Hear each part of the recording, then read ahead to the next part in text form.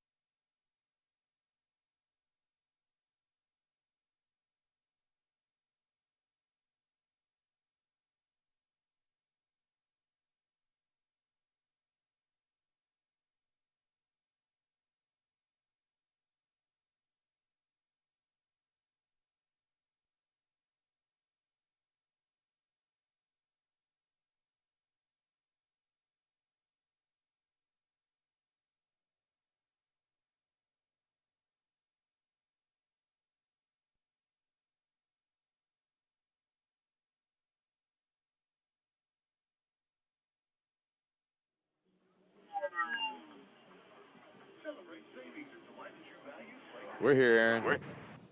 All right, just making sure. Thanks. Yes, sir. You got about, a couple minutes. You'll hear the cue in. Okay. All righty. Y'all have fun.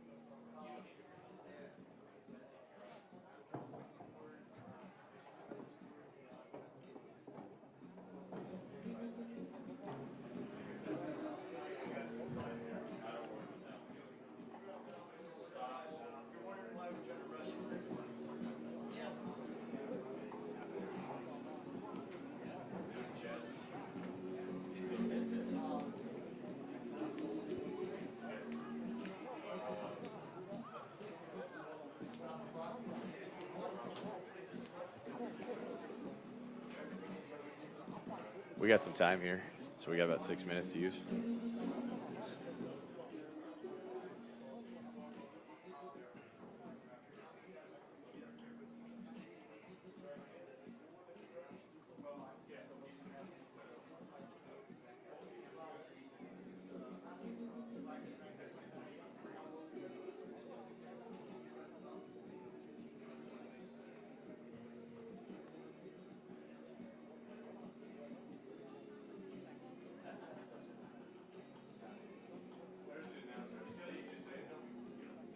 If the crowd gets too loud, just turn that down.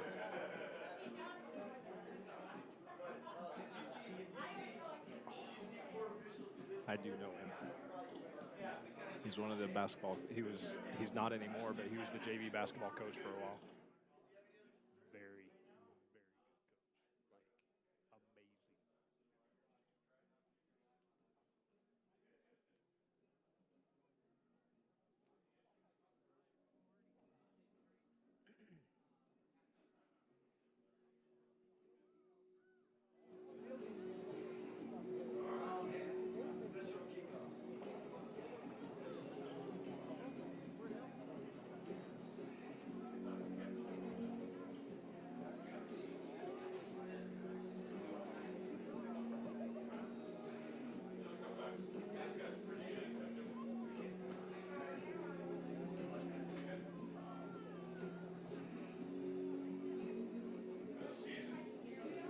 If I say that.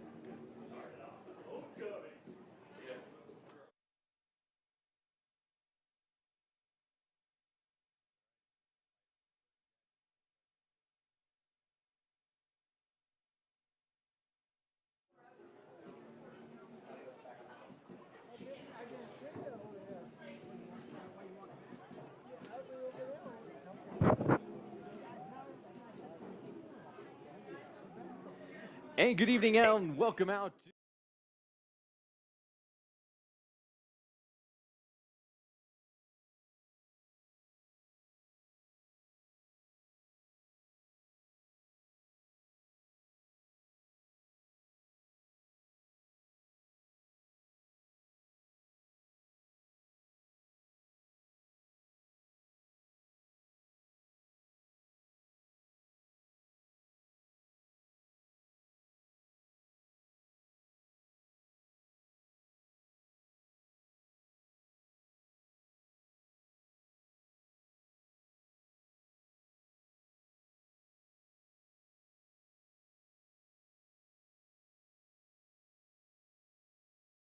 for the most part, they got that cleaned up, but that was a point of emphasis this week.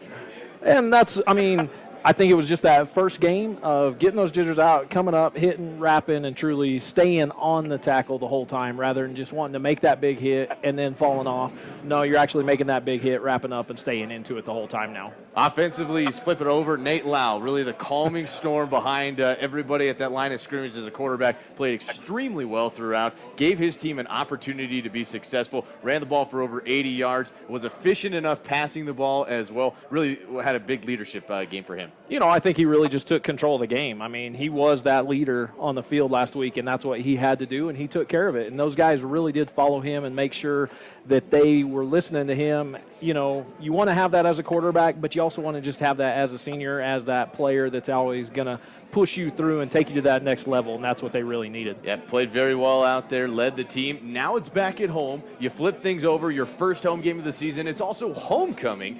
Throw that in with it, all the distractions this week. This senior class has done an excellent job really keeping everybody in line. They've been out at these events, but you're just talking with them before the game tonight. They seem very focused on Lake County. They really do. I mean, they are ready to go tonight. They know the impact that it has. They know it's homecoming. They know it's all the hype that goes into it.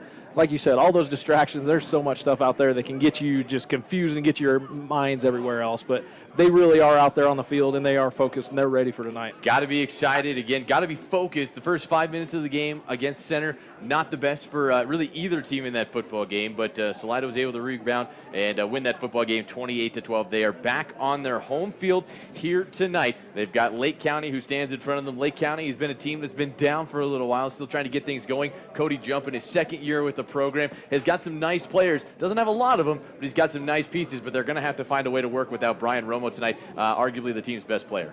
And that's going to be tough. And, again, for Cody, and as that coach, you want to put your best 11 on the field, and when you have one that's hurt, it makes it tough. And when that one that hurt is one of your best players, it's really calling to your team and going, okay, we've really got to step up and see who is going to come up and step up now and be our next best player. Yep, be interesting to see how both teams kind of handle that tonight. Puts a lot more pressure on Zach Taylor. He'll double as the quarterback and linebacker. This is the RE/MAX Mountain Vista Properties pregame show. RE/MAX Mountain Vista Properties in Buena Vista is proud to support their hometown athletes. We'll take a quick break. When we come back, we're going to catch up with Mike Myers, get his thoughts on the game tonight. We'll have our coaches' interviews as well. We'll talk with Cody Jump and, of course, Coach Eric Hankey coming up. This is the RE/MAX Mountain Vista Properties pregame show on Eagle Country 104.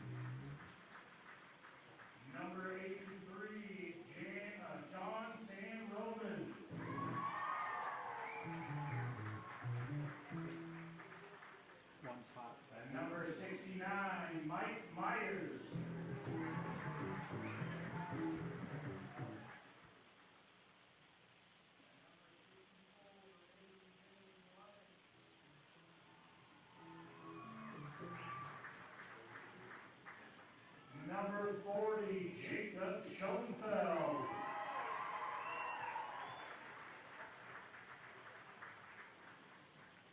Number 21, Josh Perez.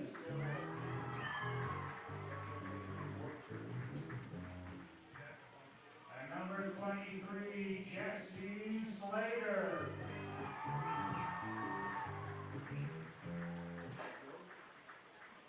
And number 5, Nathan Lau.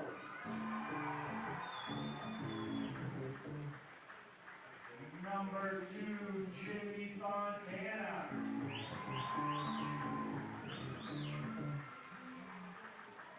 And the rest of your Salida Spartans. The rest of you.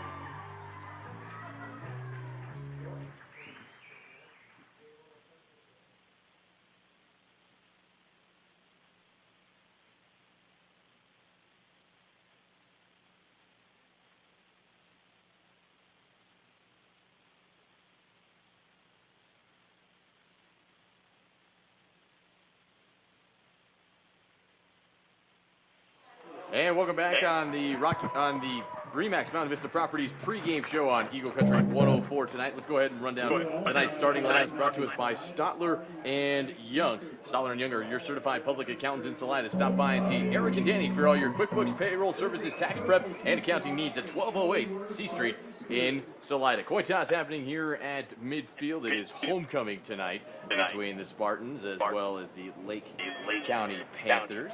And one thing to look at here tonight is which team will kind of start. Last week, center won the toss and got the ball first, ultimately scored on fourth down. Let's go ahead and give you the offensive starters for the Panthers. Zach Taylor's the quarterback. He's a 6 foot, 180-pound senior. Isaac Carrizales is the 5'9", 160-pound sophomore. Up front, we'll see Robert Mejia, the left tackle. Miguel Sandoval is at left guard. Nathan Main is the center. Trevor Kerrigan, he's at right guard. Manuel Ordonez is the right tackle. Receivers are Bryce Allen, he's a freshman. Joe Frosto on the other side, he's a 5'11", 170-pound junior. On the defensive side for the Spartans in that 3-4 defense, Eric Hankey, the head coach in his second year, 1-0 on the season. Mike Myers, the senior, 6 feet, 235 pounds, starts at one end. Kenneth Rodriguez on the opposite side, he's a sophomore. Dane Smith will start in the middle tonight. We'll see him and A.J. Glovin play a lot at that nose guard spot. The linebackers are Jacob Wood, a 6'2", 220-pound senior. Nate Lau also doubles as the quarterback. He's a senior as well. Josh Perez, his second year starting at that will linebacker spot. And we'll see Jimmy Fontana at that rush spot on the edge. Jacob Schoenfeld, Jesse Slater, they're the safeties. Colton Newcomb and John San Roman. Those guys will be the corners for tonight's game. Those are our starting lineups. They are brought to us by Stotler and Young. Stotler and Young are your certified public accountants. We'll go ahead and take one final timeout, take a step back for our national anthem. When we come back, we'll have the opening kickoff from Salida High School, Lake County in town. It's homecoming. Back after this quick timeout on Eagle Country 104. Aaron, I need you to turn that echo down, man. You got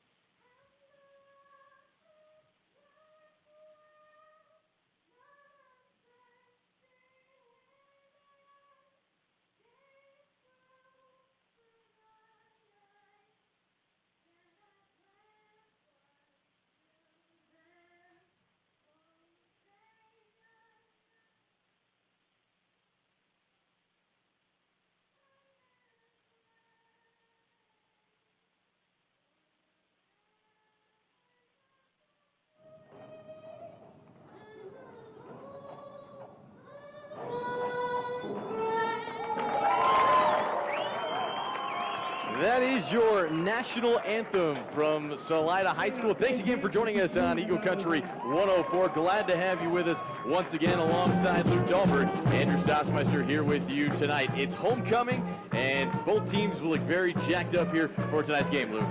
Man, I mean, the excitement that's out there, it's exactly what you want to have on a Friday night for homecoming.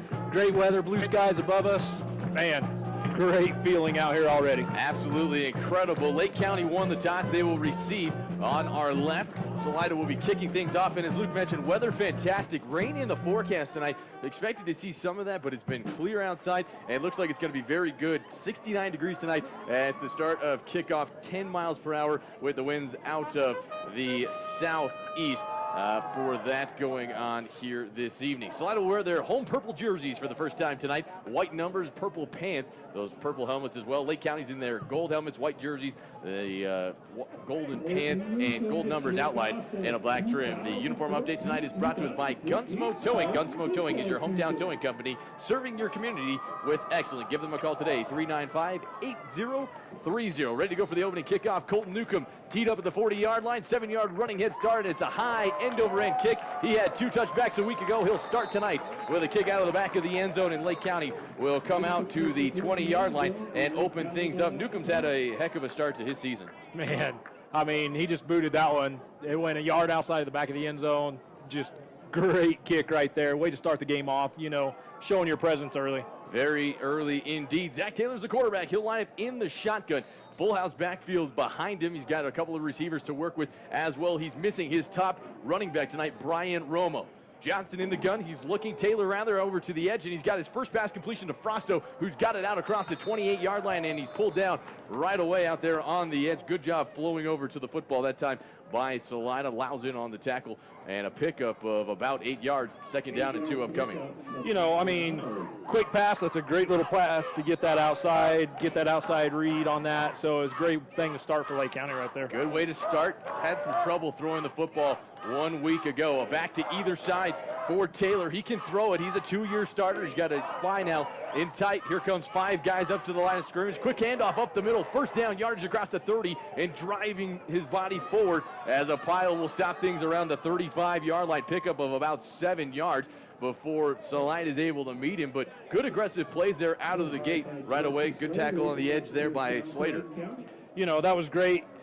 Lake County gets in the secondary. Jesse Slater comes up, makes a good lick on him, gets him back, and then Salida kind of slings in. Everybody gets in and everything on that. One thing we were talking about, Luke, coming into this game, first couple of minutes really important for both teams to say, you know, if Salida could get a good start. But Lake County, great start right now. 1st down and 10. They work left to right, and we got flags flying here with 10:50 to go in this first quarter. And I think this is a false start penalty. That was one of the things that really hurt center 1 week ago, was they'd have a really positive play, and then they'd start to fall behind the chains a little bit. Yeah, it really was. And, you know, those mental mistakes are tough. And, you know, there is quite a bit of excitement tonight, but, you know, you got to settle in. You got to play. You can't worry about anything. You know, Lake County's starting to roll a little bit here, move the ball down the field. They've got to settle down. Got to have that mental focus. 3 down linemen. The ends are in close. Taylor in the shotgun. 1st down and 15, ball in the middle of the field. Taylor almost looked like he moved. He hands it off to the short guy running over a defender, lowering the shoulder. Got right over the top that time of Salida, working it around as the tackle was made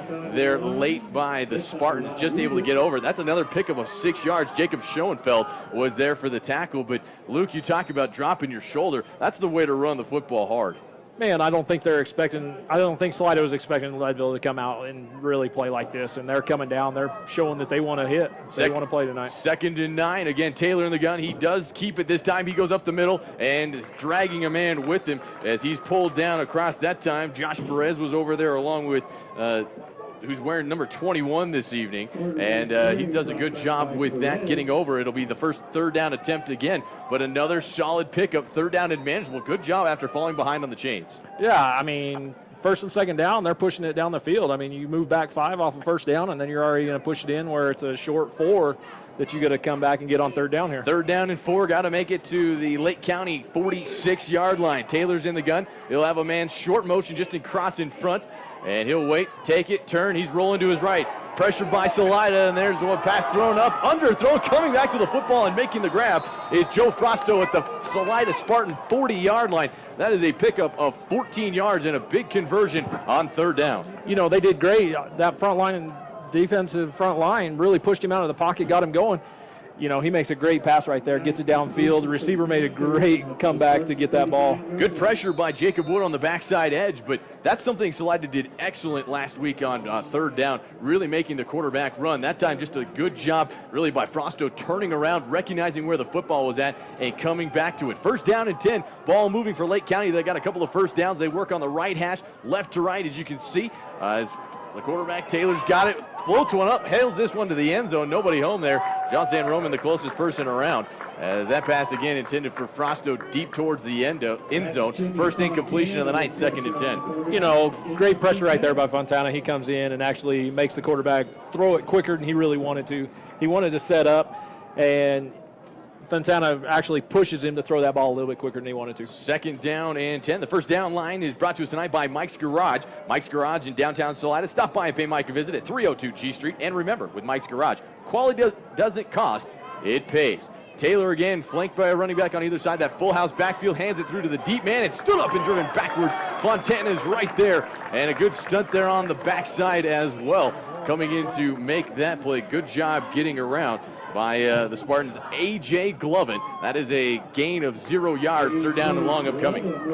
You know, Glovin, Fontana right there, read it, they stayed home, came through, made a great team tackle right there, pushed everything back, keeps it for a long third down. Cody Jump really talked about he wants his team to be in manageable positions. Got to make it to the Spartan 29-yard line. Officially spotted at the 39. Here comes the blitz right up the gut. It's an option. Ball's on the ground, and Lake County dives on it. They'll have it. They will not pick up the first down, however, in the process. Fourth down upcoming, and now with that loss of about 6 yards for Lake County, got to get out there and punt the football.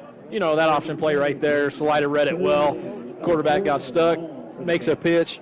Running back just couldn't handle the ball, puts it on the ground. Luckily, Lake County gets the ball back. So fourth down and long. Brian Romos was the guy that punted last week. We'll see who's going to do the duties. I think that's Taylor that's back there. Looks like he's going to see what he can do with it.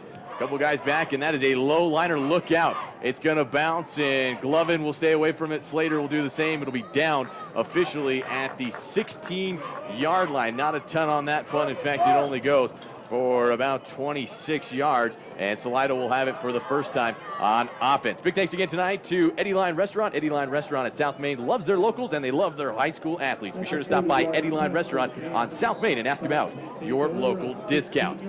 Spartans will open up. Nate Lau will come back under the center, the senior quarterback. He was 4 of 11 last week through the air. No touchdowns, but no interceptions as well. Did have a couple of fumbles in that rain-filled third quarter. Ball will be spotted on the left hash.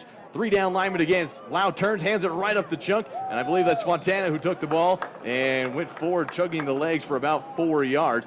Tackled on the play there at the edge by the linebacking core. Gifford and Taylor were in there, but a good start on first down. You know, great little trap play right there to bring that running back right up the middle and actually put some yardage on the play. You got to start it out here. 7:24 to go here in the first quarter. Lake County picked up a couple of first downs, but eventually punted. First down, Salida has the ball. Here's the turn, handoff, left side, room to run. Slater's got it, breaks a tackle. He's up across the 28, down to the 29 as he stretches across for a first down and a gain of 9 yards. Good job there by the left side of the line. Jacob Wood and A.J. Glovin opening that play up. You know, that was a great play. I mean, that was a big old hole to run through. He didn't have to do a whole lot to get through that hole, but makes a good run, gets that first down, and exactly positive yardage is exactly what they need to have. We'll get a station ID in here momentarily as Lau will huddle up his team. Not a lot of teams anymore like to huddle, but this is a team that likes to run a lot of I formation. They'll do that right here. The split receivers, one to the left. Slater's going to go out to that left side. Here he comes in motion across the formation right behind Lau. Turn, handoff to the right side, and trying to sprint to the edge is pulling down initially at the back line. That time it looked like was Perez. He kind of kept the legs going to grab himself a couple of yards, but a good job coming over there by Bryce Allen and picking up the tackle, a gain of 2 yards, 2nd and 8.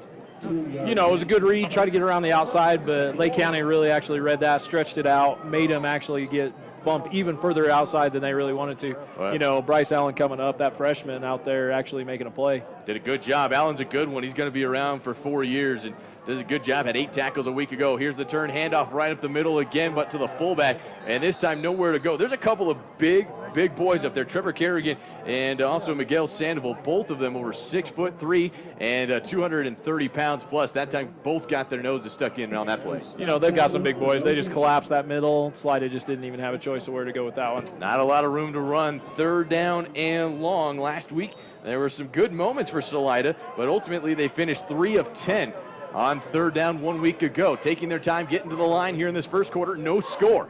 Here's Lau. He's going to roll to his left. Has time. He can run it if he wants to. He's going to tuck it. He's at the 35. Got a first down. Working his way to midfield as he's pulled out of bounds as he lowers the shoulder there at the end of the play. Daniel Duran is in on the tackle, but not before Nate Lau got loose and runs for 12 yards in a Salida Spartan first down. You know, definitely a swarm right there. Salida coming around that corner. You know, Lau looked around, said, why pass it when I've got open field to run as far as I really want to. Gets down the field. Duran has to come out and force him out of bounds, but that was a great little read by Lau. Good run pass option. First down and 10. Ball at the Spartan 46-yard line. They're driving for the first time here in quarter number 1. Tight backs right behind Lau, almost 2 yards. Handoff up the middle. Room to run left side. Fontana's got it. He drops his shoulder and he goes forward for about 8 yards. Maybe let's call it a long 7 on the play before he's pulled down by Zach Taylor, who's over there comboing inside with Sandoval. Good job by those two guys, but not before another good run and a good fake by Nate Lau.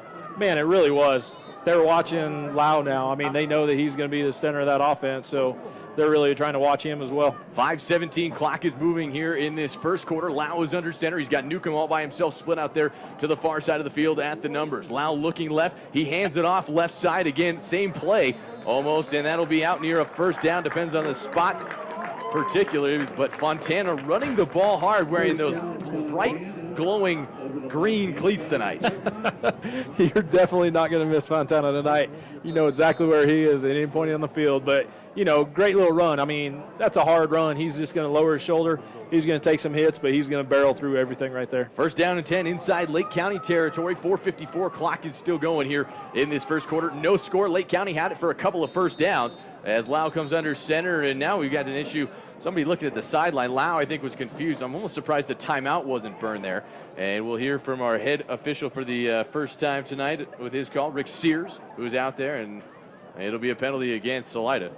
You know, legal substitution, breaking the huddle with 12 players right there. It makes it tough. You know, like you said, Lau was just struggling a little bit to figure out what was going on, who's coming in, who's going out. So, you know, it's a hard one, but you know, it's a quick little mental error, but, you know, you got to overcome that and push it right down again. It's still first down. Yeah, you got a long 15, but you can push that up. Big thanks again tonight to Architectural Glass. Architectural Glass in Salida has a wide variety of shower doors, windows, garage doors. They also do custom glass. Call them today at 539-6931. Lau back to work. He's under center. He turns, and he's going to roll with it. He's got a run-pass option again. He's going to keep it, working his way to the edge, and lots of room to run from Nate Lau. He's got a first down as he cuts it back inside at the 30-yard line down to about the 28 before he's pulled down. Pickup of about 19 yards and another Spartan first down. You know, wow. Again, that whole rolling, right now, they're just rolling out and they're taking whatever they want. They're reading exactly what they want to. Lau's going, okay, if you're going to give me that much room, I'm going to get around that corner and I'm going to make you pay for it. Plenty of speed out there. Ran for over 331 yards a season ago and 5 touchdowns. Last week he was on the ground for 85 yards and 3 scores. First down and 10 at the Lake County 26-yard line, just outside that red zone. Moving well with the winds as we got a beautiful setting. A lot of fans on hand. It is homecoming. They are on their feet cheering. Lau's got twins to his left, and Fontana's a little bit late coming in. He'll get in there and be the fullback. Newcomb's lined up outside, and that's going to be a delay of game, I think. Too much time there getting up to the line of scrimmage, and that's the second penalty that's not getting quite the right people in on the field. You know, I just don't know if players are way too excited, homecoming-wise, if they're driving down the field, so we're kind of watching the game more than we're actually playing here or what. But, you know, 2 little mental mistakes that we cannot have right now. Newcomb's lined up in the slot. Look for him. They like to go to him last week. Here's Lau rolling that way. He's got Newcomb open. He throws the underneath route to Fontana just outside of his reach a little bit. He's unable to pull it in. It'll be second down and 15 upcoming. You know, great routes right there. You know, you got Newcomb going deep. You've got Fontana underneath him. Loud, I think, just got a little excited, let him just a hair too much, but, you can definitely come back to that play again here in the game, and you're going to have that wide open. Also got rid of it pretty quick. I mean, Newcomb was breaking free. That's what we saw him doing a lot last week, and I understand you want to get that one out, get what you can right away, but Newcomb was 4 yards beyond him. Second down, 15 yards to go. Ball spotted on the right hash. Same formation again. Slater will go out, or make that San Roman, on the far side left. Newcomb's in the slot. Here's the toss, left side, making a cut inside. Slater's got the edge, 25, working to get around to the edge to the 20, down the sideline as he tiptoes his way inside the 15-yard line. First down yardage again, it's 18 more yards on the ground to the left. That was a great read. He gets a block on the outside, but cuts it right back underneath, which was perfect. Gets out to the outside, makes a play right there. Great run right there. No score. We're in the first quarter. Salida, though, into the red zone for the first time tonight. The red zone brought to us by the Branding Iron Restaurant in Buena Vista. Proud to sponsor high school sports. First down and 10. Can still get a first down to the 3-yard line. As Lau will come again in. He's got that pro set right behind him. An extra tight end in there as well. Lau will look around. He's looking left. He's looking right. Making the call. Quarterback sneak right up the middle. He scored on that play last week, and he's got 8 yards right up the gut. Good block by Hunter Wall and A.J. Glovin to open that thing up for a solid pickup on first down. 8 yards up the middle on a quarterback sneak again, and here it comes again. He is a runner. He will put his nose in there. He's going to keep those legs jumping, and he is going to go. Now Lau's got 3 carries for 41 yards, knocking on the steps of the goal line at the 8-yard line. 3:29 to go. We're in the first quarter. Lake County had it first, picked up 2 first downs, and now they are on the heels of their own goal line, trying to come up with a big stop right here. Lau will have a big set behind him. 3 backs, couple of fullbacks. Fontana's in there. Slater's the I-back. They hand it off right at the middle, heading for the end zone, lowering the shoulder, and he is in. Touchdown, Salida. Jimmy Fontana scores from 6 yards away, and the Spartans are strike first with 3:12 to play in the first quarter. Oh, my goodness. Great call right up the middle. Fontana he didn't even hesitate. Lowers his shoulder right about the 2-yard line, gets hit, and just bowls over and gets in that end zone. He was making sure he wasn't going to get stopped right there. Absolutely not. That is Mr. Fontana's first touchdown of the campaign as Newcomb's on to attempt. Spot is down, and a big kick there from Colton Newcomb. He puts that one over the fence, I think. See you later. That was in the parking. That was in the parking lot. He just drilled that one too, all the way over the fence. There's a little goalie back there. He put it over that. Great kick right there. Talk about the run, though, as we take a step back and see what Jimmy Fontana did. That was a big set from Coach Eric Yankee to get out there. And, again, a good job running. But, again, how about this offensive line? Really, the last couple of plays, really pushing Lake County around up front. Man, they're taking that step. They're actually getting that jar forward, and that's exactly what you got to have. You've got some good running backs behind you. You want to open that up. They're making big holes, allowing those running backs to actually get out there, make their moves, and allow the running back to make a decision on where they want to go, and that's always what you want to have. I know we're a little bit tardy, but let's go ahead and step aside for some station identification. You're listening to high school football.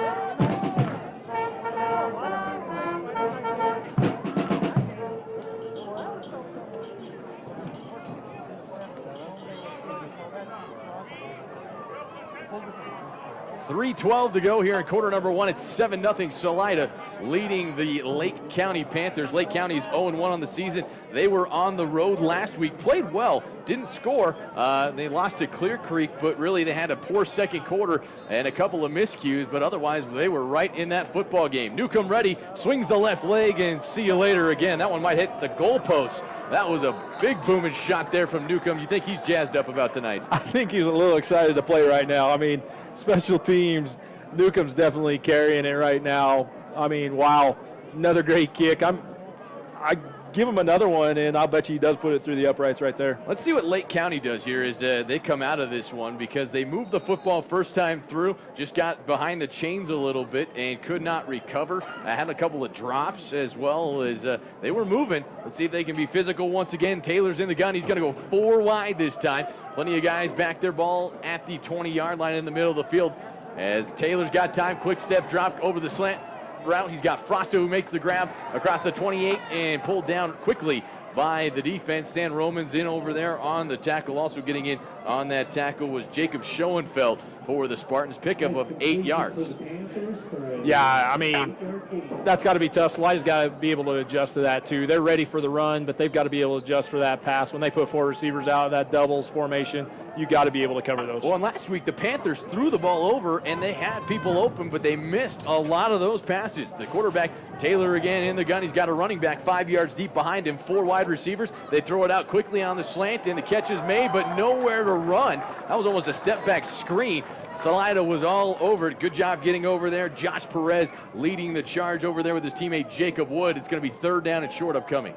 Again, spreads it out, gets that quick pass outside. He gets about a yard gain on that, but, Salida's right there to stop that. But you got to be able to make sure you're stopping these short routes. Allen is one of those guys in the slot that can make the play. Cesar Hernandez goes out, 3rd down and about 2. 1 for 2 thus far in the game. As Taylor, he's running option left, wants to keep it. He's pulled down, spinning forward, though, across the 31-yard line. That's where he had to get to, and it depends on the spot. One official here on this backside was looking like it might be short, and now they're going to give it to him. He's got 2 yards, and that's all he needed. He's got the 1st down. That was a great read by the quarterback. He came over. He knew exactly where he had to get to. He knew he didn't have to pitch. Don't take that chance of putting the ball on the ground at all. Keep that ball in, tuck it, get that 1st down, and now let's start again. 7-0 Salida, 1:54 to go here in quarter number 1. Taylor will work out of the gun.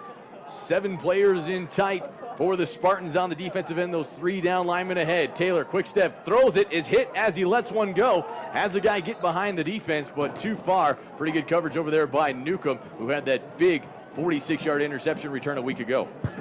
Newcomb's got great coverage on the outside. No worries on that. But my big thing is, right there, you look up front, Fontana's back in the quarterback's face again. He's blazing through that offensive line, just getting back in there, making the running backs actually try to block him, and then he's putting a lick on the quarterback every time he throws the ball. Yep, absolutely. They're getting after it. Salida's getting through. They were hassling the quarterback a lot last week. 2nd down and 10 from the Lake County 30-yard line. They move left to right, ball on the left hash. 3 receivers to the right. Here's a toss that direction. Hernandez looking for room to run, cuts it upfield, nowhere to go as he stood up and dropped. A.J. Glovin is in the backfield along with Josh Perez. That'll be a loss of about 2 yards. 3rd down and long upcoming. They were trying to get that sweep on the outside, and Salida read it perfect. A.J. Glovin, coming up through the middle. He put so much pressure last week on getting up through there, getting upfield, and he's doing it again tonight. And that's exactly what they got to have here to stop this run. 3rd down and 12. As we approach 70 seconds to go here in this 1st quarter, Salida's had it once. They scored a touchdown, finished off by a Jimmy Fontana 6-yard touchdown run. 3rd down and 12, 4 receivers. Let's see if Salida brings pressure. Taylor's got it. He drops, quickly throws it over the middle. Pass is bobbled and dropped. Jacob Wood is right there on the coverage. Tough chance that time for Lake County, and they'll have 4th down upcoming and have to punt. And that's exactly what they got to have. Jacob Wood, again, last week had a great game. He's all over the field. Kind of a slow start right now, but, man, comes up, makes a great hit right there, knocks the ball out.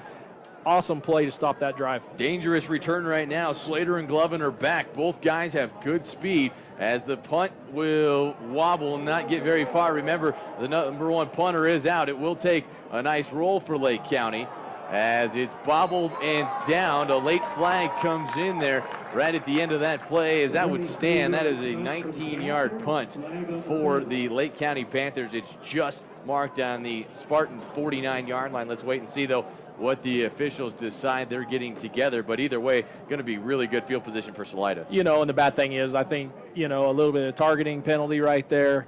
Coming down, hitting a Salida player outside the play where there's no need to make that hit right there. Tough thing to do because you always teach your kids to, play to the whistle, and it's always a hard thing, but there's no play on the ball. Lake County comes down, hits a guy, makes it tough. But for Salida, going to be great field position. Ball stops on the 49. They're going to get a 15-yard penalty right here. It's going to put it all the way into Lake County territory, and, it's going to be a short field for Salida to work with now. Yep, absolutely the case. This is going to move it up. Basically, that'll take your whole punt away.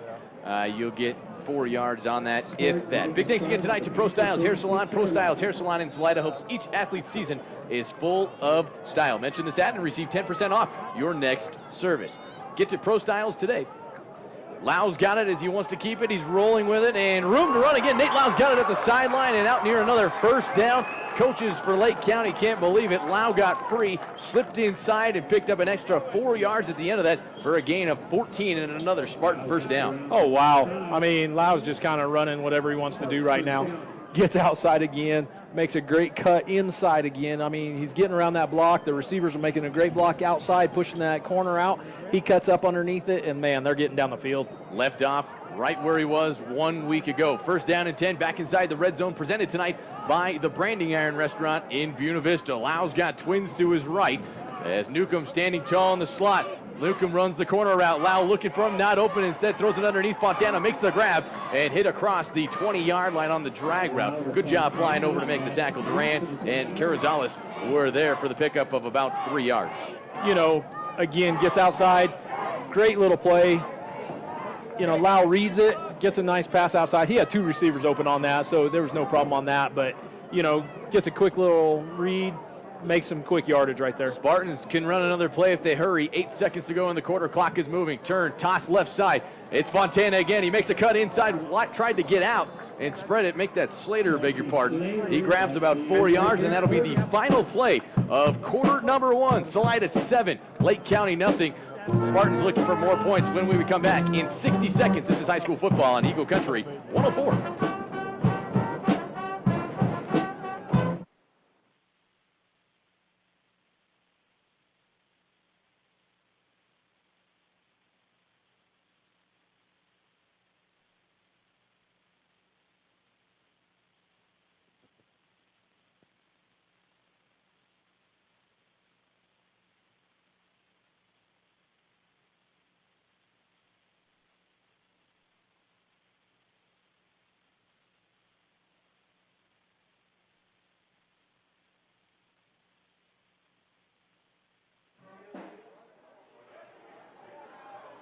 Back on Eagle Country 104, Spartans lead it by a score of 7-0. They're on the doorstep looking for more. Big thanks again tonight to all of our great sponsors for helping us out with tonight's game, including High Country Bank. High Country Bank wants to be your bank with locations in Salida, Buena Vista, and Canyon City. You can have the security of a financial institution that has been serving the upper Arkansas Valley for over 125 years. It is third down for Salida.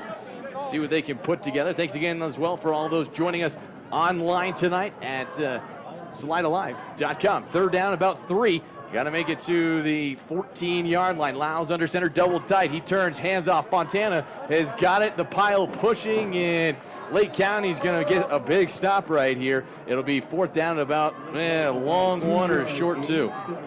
You know, I mean, Lake County puts everything right in the middle right there. They definitely read that. Fontana puts his shoulders down, but a swarm of Lake County Panthers right there pushing right back and makes it tough to try to dig through all that. That's a big stop because Salida, I know, could kick here if they'd like to, but with a good kicker, however, I think the Spartans want to keep that offense going here. We're just underway in quarter number 2. Andrew Stossmeister along with Luke Dahlberg here with you tonight. It's fourth down and about 2. Got to make it inside that 13-yard line. Quarterback keep right up the chunk, pushing the pile forward. And it looks like where the officials are coming in to mark it, Lau's going to have himself a first down. And once again, the Spartans doing well on fourth down this week. They start 1 for 1. They really do. I mean, a great read again. You know, great call.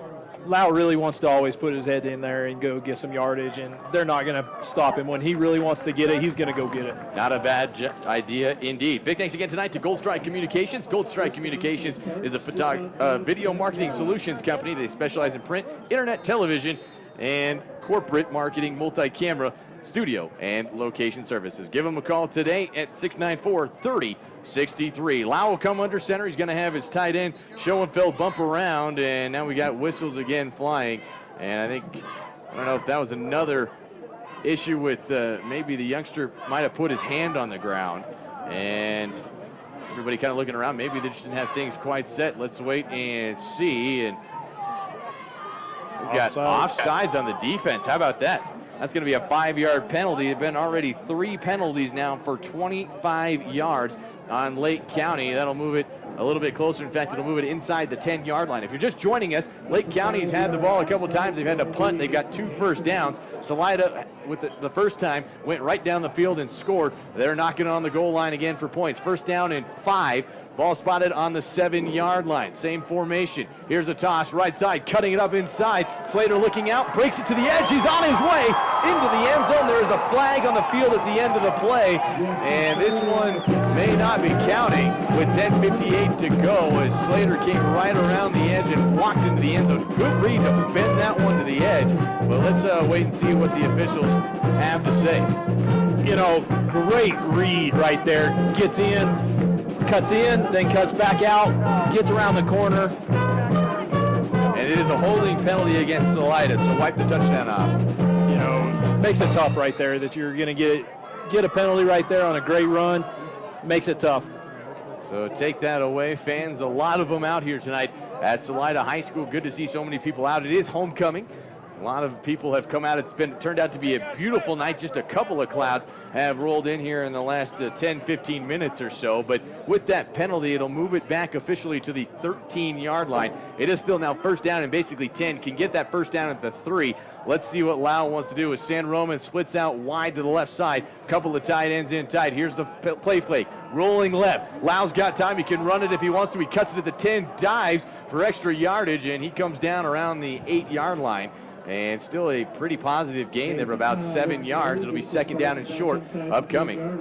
For Lake County right there, Duran coming up from that safety spot. He's coming up, flying around, making some tackles on the outside.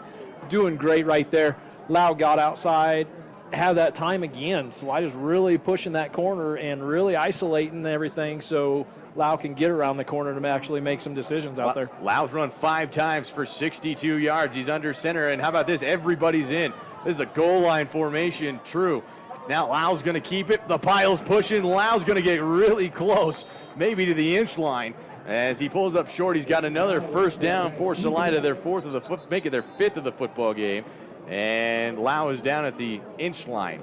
I'm telling you, when he wants to run that ball, he gets those legs going, he puts his nose in, and he's going to get as much yardage as he possibly can. They were pushing the whole Lake County defensive line all the way back. They pushed him back probably 8 yards right there. Yeah, Bordonias and Sandoval both got knocked off their stance a little bit, and almost surprising that Lau didn't get in. First down and goal to go from the inch line. 10:09 to play here in quarter number 1. Same formation, quickly to the line. Lau is in. I think he's going to keep it again. No, he hands it off right side, heading into the end zone for the touchdown. Giving it off to the edge, and how about that off the right side to score that one for Salida. Great job coming around. That's Jacob Christensen who goes into the end zone for the score with 10:06 to go. Great read. Everybody's expecting Lau to go in through the middle. He gets that ball outside to Christensen. Basically walks in untouched. Not even a challenge right there. Great call. Little bit of disguise. Great thing. What an idea right there. Jacob Christensen, very small underneath, as the point after touchdown is banged right through the post. It is up and good. 10:06 to go, 14-0. Salida leading it, and right now they've got a lot of momentum going. They really do. They're really pushing. They're excited. They're driving the field. The other thing is they're using the clock up. They're actually using that time, making sure that they're not going to allow Lake County to be on the field for anything. Yeah, absolutely. They're getting after it, and they're starting to put a little bit of pressure really on. Big thanks again tonight to Salida 5 and Dime. Salida 5 and Dime in downtown Salida reminds you to stop by for after-school snacks, travel items, greeting cards, and more. Open 9 to 9, 7 days a week. They're proud to support high school sports. 10:06 to go. It's 14-0. If you're just joining us, the Lake County Panthers won the toss and elected to receive, picked up a couple of first downs, but eventually had to punt. Their second drive, they didn't pick up anything. In fact, they went backwards a little bit, had a couple of penalties. Salida's had the ball twice, and 2 pretty routine touchdowns for them. They lead it 14-0. And, Luke, as you go back to this for the Panthers, they've got to find a way to get something positive going. They're doing good. They're driving down the field. Again, they're making those little mental mistakes, and they're making great passes. They had a hard time with that last week, connecting with the receiver. Now they're making those connections. They're making a catch, and they've got to stay with it. Newcomb with a swing of the left leg. That's a little bit lower kick. Could be caught, but it's going to head to the end zone as it skips at the 5 and corners out. That one was close to heading out of bounds, but that's 3 kickoffs tonight for Colton Newcomb to take him to 3 more touchbacks, 5 on the season now. Wow. He is getting that ball up. A little bit harder of a kick right there because it's into the wind. There is a pretty good breeze right now. So that makes it a little bit tougher to kick, but he still gets it in the end zone. Yeah, it gets out on the corner, but he still gets it in there. Make sure they're starting at the 20-yard line. What a weapon for a high school team. Yeah, that's really impressive. First down and 10 from the 20. First down line tonight brought to us by Mike's Garage. Stop by and see Mike at his garage in downtown Salida at 302 G Street. Remember, Mike's Garage, quality doesn't cost. It pays. First and 10. Again, Taylor in the gun. He turns to his right, hands off on the counter play, trying to push forward as a swarm of purple jerseys heading right towards that line of scrimmage. Not a ton of room to run. Good job by the Spartans getting over there and sweeping in to make the tackle. Good job at the end of that play. Again, guys up front, Kenneth Rodriguez getting off the bottom of the pile along with Jacob Wood for that tackle. Mike Myers is in there. Those three guys are playing well up front right now. They really are. They're stopping that whole middle and making sure that nothing's going square up the middle, and that's what they've got to do. They've got to make sure Lake County can't run up the middle. Push them outside, make them pass, do everything else. Taylor will work split receivers, one left, one right, three backs behind. As he turns, there's nobody there. In trouble, tries to dump it up, pass is intercepted. A.J. Glovin's got it. He's at the 12-yard line and pulled down right away. Taylor tried to force that one through traffic. It did not end well, and Glovin showed how good of a set of hands he's got. Turnover. Spartans will have it in the red zone to come out with their offense. You know, honestly, you want to credit that to that defensive line. Everybody was in there. Everybody's pushing through, making the quarterback have a hard time, not knowing what decision he's going to make. He gets scared. He pumps fakes. Comes back again, another guy in his face, tries to dump it off. Glovin's just licking his chops right there, just going, yeah, go ahead and throw me that ball. That was a good job. Way to get up and show the vertical that time. First down and 10 from the Lake County 12. I formation, double tight, turn, handoff. Fontana hit inside the 6-yard line, falling forward to about the 5. And a solid run again. Good push up front. That time Mike Myers and Hunter Wall pushing the pile a little bit. Really doing a good job opening up some space for the running backs. You know, they pushed that up quick, and you want to stick your nose right up through the middle of that hole, and that was perfect. Exactly what he had to have. Gets it down even closer. Now they're licking their chops again. Fontana ran the ball 3 times last week for 5 yards. He's already over 40 here in this first half. Here's the turn. And again, handoff, pile pushes. And that's going to be about a first down inside the 3 down to about the 1-yard line.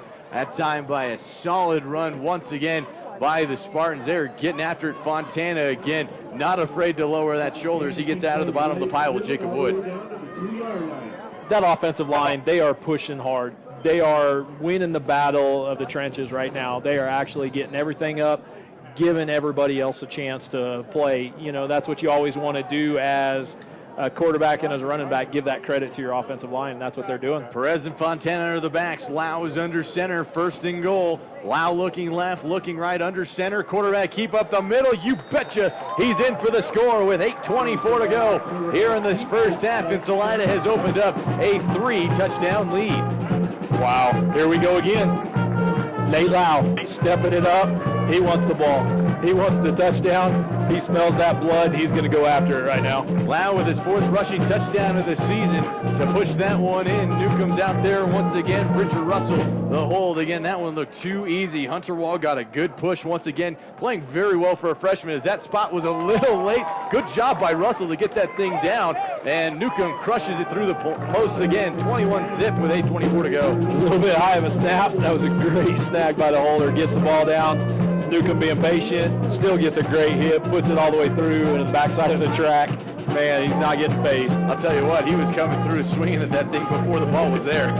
Did a good job, able to not slow that motion, still crushed it right through. If you're just joining us, Salida leads at 21-0. They just picked off a pass inside the Lake County 20-yard line on a screen pass that Taylor was trying to set up. Zach Taylor had pressure in his face right away, tried to force one up, but A.J. Glovin got up, snatched it out of the air, and just 3 plays later, Salida goes into the end zone for the score. They have gotten off to a good start, really playing well here in the last 15 minutes or so. Again, one of those things, here's where Salida is going to have to learn how to start the game. They can't let the opposing team have that first drive. Lake County really kind of had that drive. Salida kind of settled back in, just like we saw them do last week.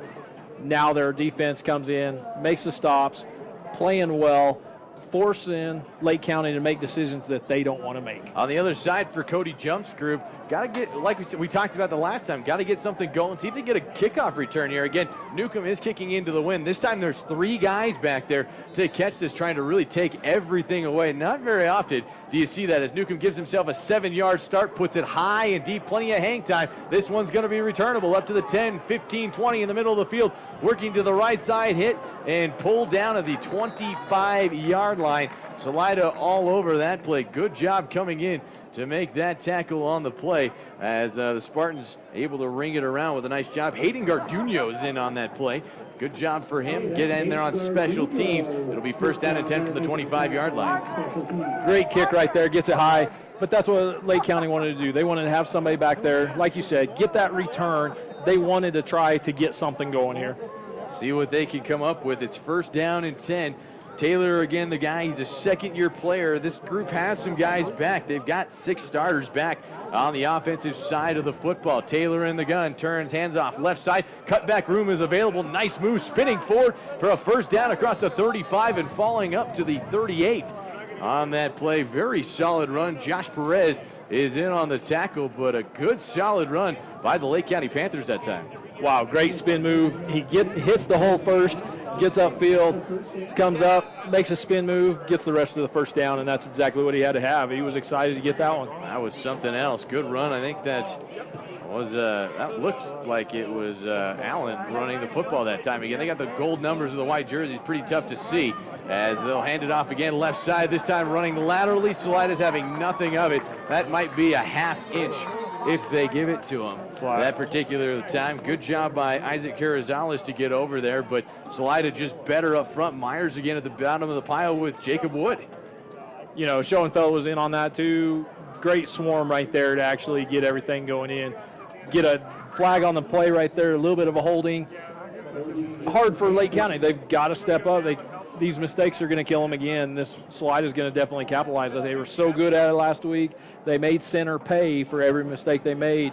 Now they're going to do the same thing here against Lake County, which is what you want to do as that team. You want the win. That's what you have to do. You have to capitalize. Yep, you can't afford to have those penalties. The officials still getting to that spot of marking things off. 7:51 to go. We're in the first half. 21-0, Salida leading it. Lake County had a good first drive of the game, but I don't think they've picked up they've only picked up 1 first down since that drive that they just picked up moments ago. They've had some positive plays. They really have, but putting it all together in one fell swoop has been an issue. Taylor will work in the shotgun. He goes with 2 receivers. He'll have a shuffle back right in front of that full house backfield. Handoff, ball's on the turf.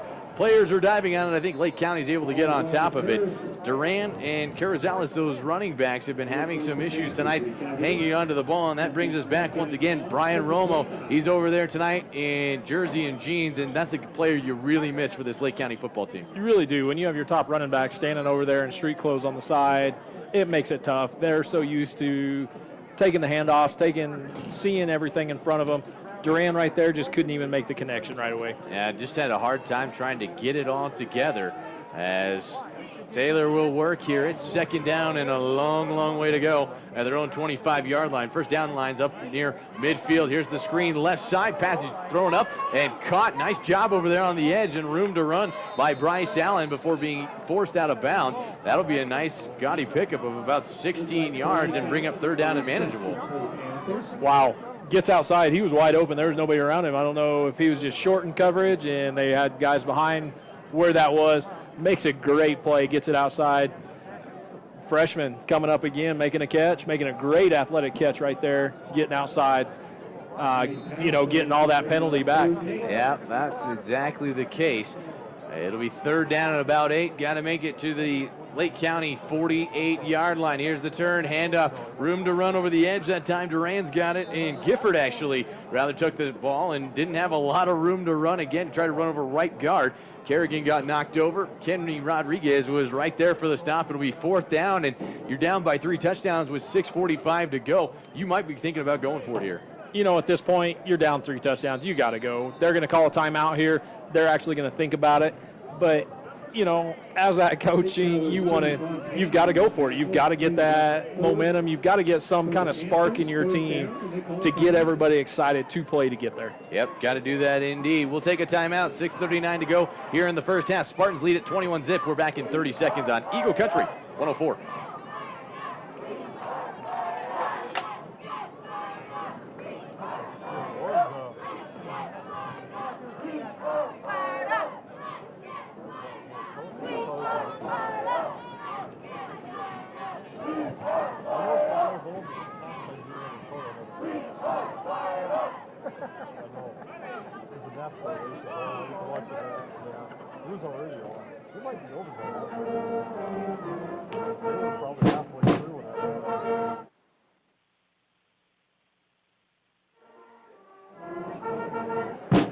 .6:39 to play here in the first half. It's 21-zip, Salida leading it at home. It is their homecoming game, and they have gotten off to a great start. And as we thought we might see, was a chance to go for it, but it looks like Lake County is going to have different thoughts. Maybe no, they will go for it here. 4th down, got to make it to the 48-yard line. Now Salida, it looks like, wants a timeout. I think somebody got miscommunicated there on the field. Coach Hankey's not happy. We'll keep it here this time with 6:39 to go. Thanks again for joining us on Eagle Country 104. High school football tonight, it's 21-0. Salida has had it 3 times. They've got 3 touchdowns. Lake County's got just 3 first downs in the football game. But Luke, like we've been talking about, they've done some really nice things. They just haven't been able to put it all together in a drive. It seems like one penalty, one misstep by the quarterback or by one of the offensive linemen, and they find themselves in a tough spot. They really do. And, you know, the good thing for Salida, they're putting the pressure on. They're making Lake County make those decisions that they don't want to make. But right there, you come out of the huddle, or the timeout, the first timeout, Lake County's going for it. They had 4 wides right there. They were ready to throw the ball. Salida was kind of uneasy right there going, oh, wow, they're actually going to go for this. So we'll see what we go again. We're going to get another widespread offense here. Daniel Duran is the tailback. He's the guy that's been kicking a couple of times. Could almost have him pooch. There's nobody back there. It's 4th down, and man, it's a long 6 yards or so to go. Got to make it to the Lake County 48-yard line, and here comes people moving on both sides of the field. That was interesting. Perez came flying across, but the right side for Lake County was moving as well. This is a big penalty. Depends on who it goes against, too. This goes against the other side, and this is against Salida. It'll move the ball closer, and now if you weren't going for it, you certainly would have been thinking about it. And wow, they're going to mark that thing even farther ahead. That's going to be good enough for a first down by the nose of the football. Big penalty there on the Spartans. That was a tough one. There were so many people moving on that. It was hard to see who got across. Salida must have got across that line first. But, you know, that gives Lake County, that's what they want. That's maybe that spark that they needed to have right there. That's 4 penalties for 20 yards. First down and 10. They spotted at the 48.5-yard line. Taylor works right to left here in quarter number 2. His team down by 3 scores. Pressure in the face. Pass is high, loose, and bobbled, and it is intercepted. Salida's got it. Here they come at the 50. Down the line to the 40 as it's picked up by Jacob Schoenfeld on a tip drill pass. He's able to haul it in. The second interception of the night by Lake County. And once again, Nate Lau and company will come back out and start on the Panthers side of the field. Wow, tough for Lake County right there. Makes a great pass. Receiver just a little high. Receiver goes right through his hands. And then, like you said, tip drill. How many times can we tip the ball before we catch it? Schoenfeld comes up with it, gets down the sideline, makes a good little return right there. Now Salida's going back in again. Schoenfeld had about 4 chances to catch that. You almost thought he wasn't going to be able to finish off the play. Fontana was over there, and it was like, are you going to get it? Are you going to get it? Okay, you got it. And here we go. And they turned around and took it back for about 10 yards on the play. Things going from bad to worse for Lake County. Here's Lau under center. Slater coming in motion. Right to left across the formation. Passing play. Lau's got it. He rolls out, sets his feet, has a man wide open. It's Newcomb. He reaches in. He's got it at the 10. 5. See you later. 42 yards on the strike, and Nate Lau has his first touchdown pass of the season as the Spartans take a 27-0 lead. Wow. Wow, wow, wow. Great play by Lau. Gets outside, gets deep out of that pocket to give him that chance to really look downfield. Newcomb, we talked about it last week. He's already been doing it tonight. He can get behind those corners and that safety all night long. Give him a chance. Exactly what they did. Let him run down the field. Absolutely the case. Second completion of the night for Nate Lau. Spot down. That's a little bit higher of a kick, but it is up and it is good. So Newcomb catches the touchdown pass and boots the extra point through, and the Spartans are in charge. They have matched their total from a week ago. They've got 28 points, still with 6:21 to go here in half number 1. All of that coming by way of another turnover by Lake County that was set up by the Schoenfeld interception. You know, exactly what you've got to do. Again, like we said, capitalizing on all those mistakes. Lake County makes a good pass, goes right through the receiver's hands. Schoenfeld gets it down, puts him in scoring position, takes advantage of that. Lau Great pass, hit Newcomb dead on the run. Newcomb behind everybody. There wasn't anybody close to him. Well, that was a great job. I think what Nate Loud did extremely well in that play was he rolled out, knew he had Newcomb open. He set his feet rolling to his left, and he put that thing right where it needed to be. Perfect throw. Man, he got deep, too. That was what was great. Made sure he was going to give himself that pocket to make sure he wasn't pressured at all as he set up to make that throw. Big thanks again tonight to High Country Bank. High Country Bank wants to be your bank. High Country Bank is proud to be a high school sports supporter for the upcoming sports season. Spartans have blown it open here with 28 points in this first half. Had just 7 at the end of the first quarter, but have since really come on strong as the ball gives a nice little nosedive as Newcomb was coming for it. Not a bad decision there probably by the football. I wouldn't want to be that thing with his leg coming through there and hitting it as hard as he's been hitting, especially now going into the wind. He's trying to put that extra oomph into it right now. He really is indeed. 6:21 to go. We'll have some score updates for you here coming up at halftime. Buena Vista on the road tonight at Hotchkiss. Cotopaxi won earlier today. They start this season 2-0. Another nice win for them going forward. That'll be a nice, very nice start to their season. A couple of conference wins as Newcomb will kick it. This one's a low liner. It's going to skip at the 15 and look out. Everybody gets out of the way. That's heading to the end zone. That'll be another touchback for Colton Newcomb. Maybe not the way you draw it up, but a very strong kick. Nobody really wanted to get in the way of that thing. That was an ugly ball going through there. He got a hold of that one. That soccer drive right there is what that one was. But, I mean, that ball hit about the 40, the 30, the 20, the 10. That thing was skipping all the way through, but, you know, nobody wanted a part of that one. Doesn't matter how you get it, but it still counts as a touchback in the score column. 6:21. Lake County will deploy 3 wide receivers to work with this time. They got the full house backfield as well. See if Taylor can get something going for the offense. He's in the gun waiting, working with his center, Nathan Main. Snap is clean, handoff off a right guard. And pulling forward, that time Duran had a little bit of room to run. It'll be a gain of about 2.5. 2nd down and 7 upcoming. You know, pushing it right up the middle. It's exactly what they've got to have. They're still trying to, they're gutting it out. They're getting 3 to 4 yards every time when they push it right up the middle. Doing a good job getting over there, but again, they just haven't been able to quite finish things up. They're using different backs. Duran is out there. He can run the ball well. There's a couple of capable guys, but Taylor's got to find a way to get things moving here for this offense. They still have not scored yet this season, and there's the flags flying again, and this one could be close again, but I think this looked like it was Lake County that was moving at the offensive line. Well, it looked like that, but it looks like the Salida's backing up. So maybe perhaps a penalty against them. They'll have the the offsides against the defense that time. That's another penalty for the Spartans. Again, they had a lot of those in half number 2 last week. This game in particular, last year, they had their season high for penalties with 11 of them for 77 yards. They're quickly heading down that path. You know, you still got to be disciplined even though you've got a big score right now.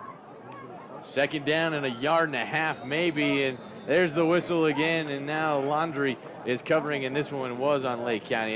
That looked like a completely different formation. Taylor had moved around. Looked like he came under center that time, but Lake County gets the yardage, and they return the favor right back. Big thanks again tonight to Assurance Partners. Assurance Partners with offices in Salida and Buena Vista provides insurance solutions designed with you in mind. Proud to support community services. 2nd down and a ways to go as the Spartans will try and put things back together on the defensive end. Lake County, meanwhile, just trying to get a positive couple of plays going, get that mojo rolling here in quarter number 2. 3 receivers to the left, ball in the middle of the field, officially marked at the 24-yard line. Taylor's got it, quick option. He's got his back out there. Duran's got it, cutting across the numbers at the 30 before he's upended, and he'll be close to a 1st down gain of about 7.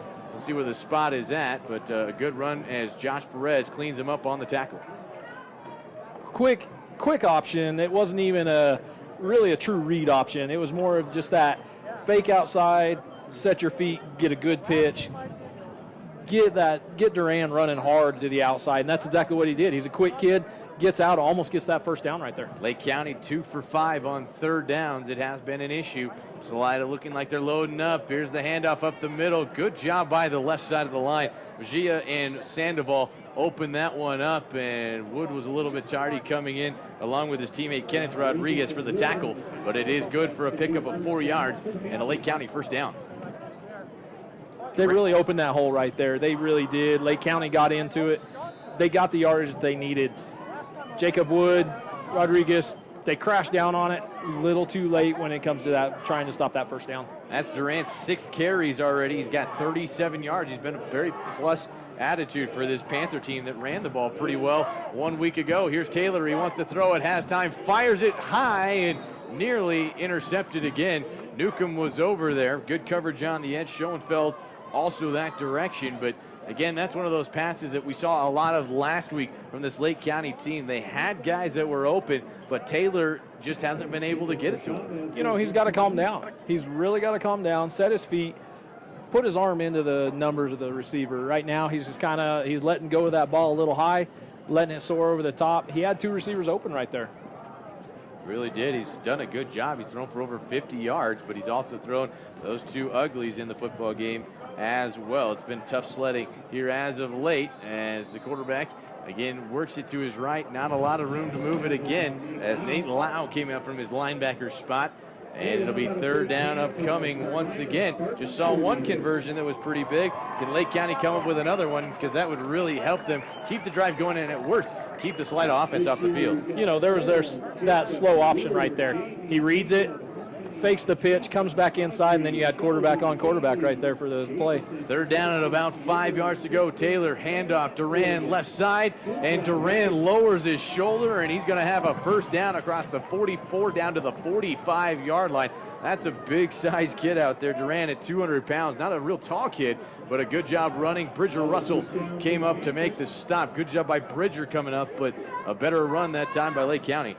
That's a big kid that came right through there and lowered his shoulder. Bridger didn't quite know what to do. Got hit, held on. There's that sure tackle, but it's a big boy you got to hold on to by yourself. Yeah, it sure is indeed. Another first down and a conversion to go right along with it.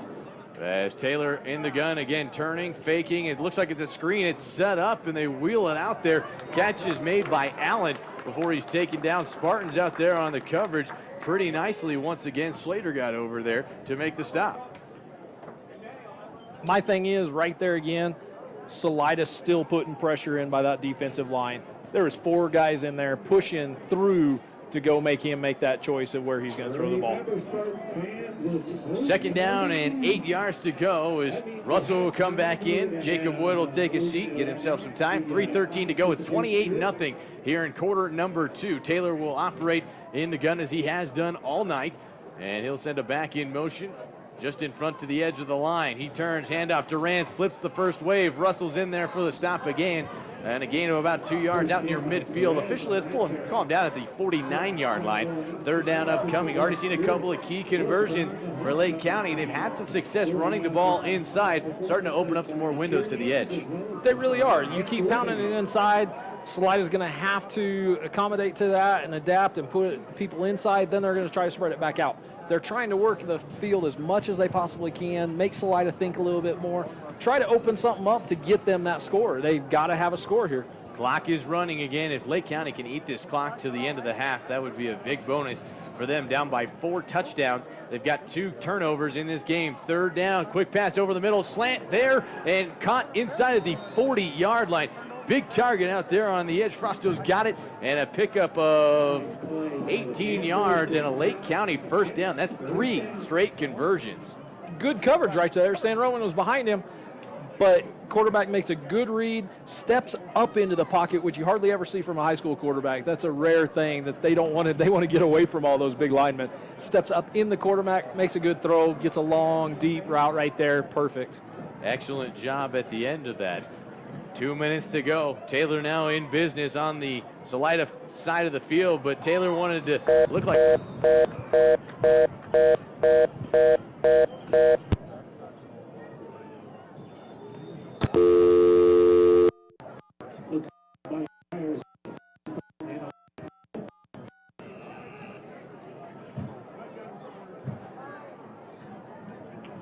Exact. Yep. Okay, but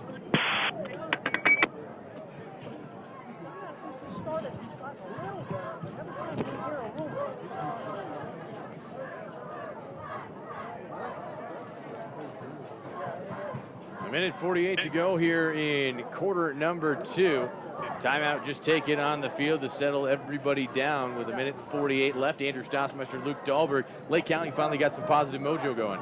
They really did. They're starting to actually put it down the field, making good reads on runs and passes. He's actually given himself a chance to open the whole field up, make Salida really react to how they're going to come out and play this offense, because they're all over the field right now. They're doing absolutely everything you can. They've done a good job with that, indeed, trying to make some different things happen. Quick score update for you. Buena Vista tonight leading 7-0 just about at halftime over Hotchkiss. They got a nice touchdown earlier, but the offense has been sputtering some. Here's 2nd down and 8, and flags are flying again, and that's a false start. I think that was the left guard that moved that time, Miguel Sandoval.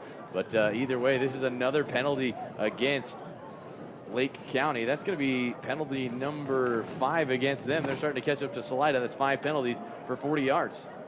These are the mistakes you can't have.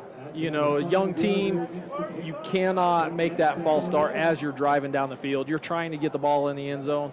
You're in Salida's territory. You make a big mistake like that, put you back 5 yards. It really kind of deflates that balloon. Taylor trying to get back to work. He's 7 for 12. He's got 71 yards passing, and flags again on the field before anybody gets moving. Everybody moved that time but the center. And now it goes back to the mental thing that we were talking about. It's kind of an interesting thing for Lake County. They just started school a couple of days ago, so getting the school day balance with kind of some of the other things and getting your football stuff together, now that it seems like just the mentality's not quite there right now. Right, they've got the athleticism, and it's putting the whole team together, but now your mind's got to get in it. You've got to be disciplined. You've got to sit down on that. That center didn't move the whole time. I think the whole offensive line moved except for the center. He's still sitting there going, what are you guys doing? Yeah, very, very confused indeed. 2nd down and 20. Back on the Lake County 44-yard line. That first down line brought to us by Mike's Garage is all the way up to the Salida 26. Handoff left side, not a lot of room to run, but there'll be maybe 3 yards that direction. Myers is over there along with Rodriguez once again. Good job by Salida getting in there and working hard again at that tackle. Jake Wood also did a good job on that play. Everything was inside on that. They read it well. They did exactly what they've got to do for Salida's defensive line. They've got to step back up in and keep pushing back the other direction. 3rd down and forever, almost 17 yards. There really isn't a lot you can do here in that playbook. Taylor, what does he do? He's going to run the option. He's spun around, trying to get rid of the football, and nowhere to go. A.J. Glovin is in there for the tackle for a loss. He had 8 tackles a week ago, including a sack and a couple of hurries. That one will go down in there as probably just a tackle for loss. I don't think that was going to be a pass, but either way, that's the wrong way for Lake County. Big stop by Salida. Great read right there. Fake up front, starts to roll out.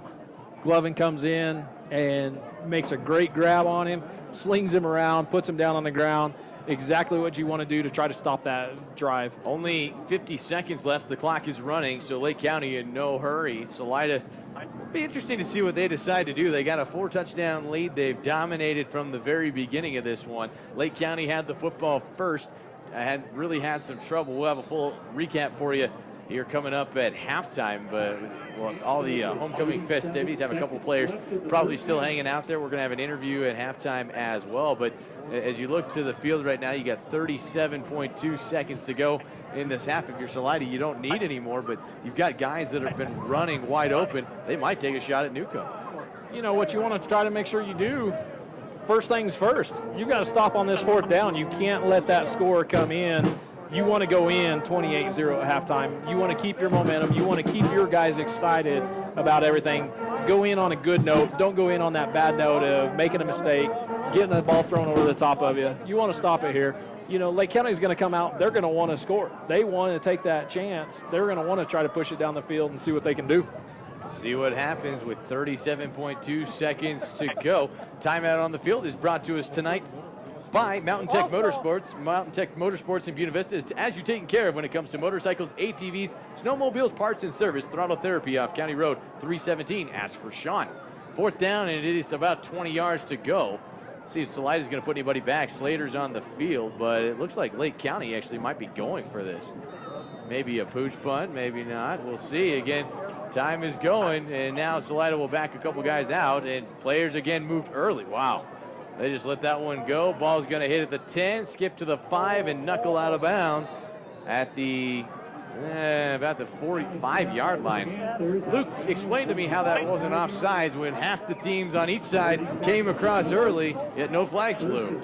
I don't know if they're thinking the ball actually moved right there, or, basically they're letting that one go, trying to get into halftime or what, but everybody was moving on that one before the ball. Then Lake County gets a punt, gets a great punt. Ball rolls out at the 5.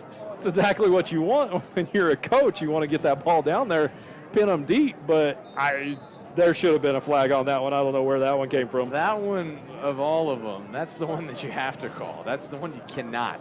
So Nate Lau will come up under center, probably wipe out any possibility of looking for points right now. This is going to be a simple play for Lau, and you know what? He's just going to take a knee and said, I'm good with where we're at, and the Spartans should be. They're up 28-0 here at the end of this first half, as both teams will head to the locker room. 28 for the Spartans, nothing yet for Lake County. They've got 6 quarters in the books, still looking for their first points of the season. We'll go ahead and take a 3-minute timeout. When we come back, we'll talk about the halftime activities. We'll have a interview with one of the volleyball players here at Salida and get your stats update for you coming up. 28-0 Salida leads it on Eagle Country 104.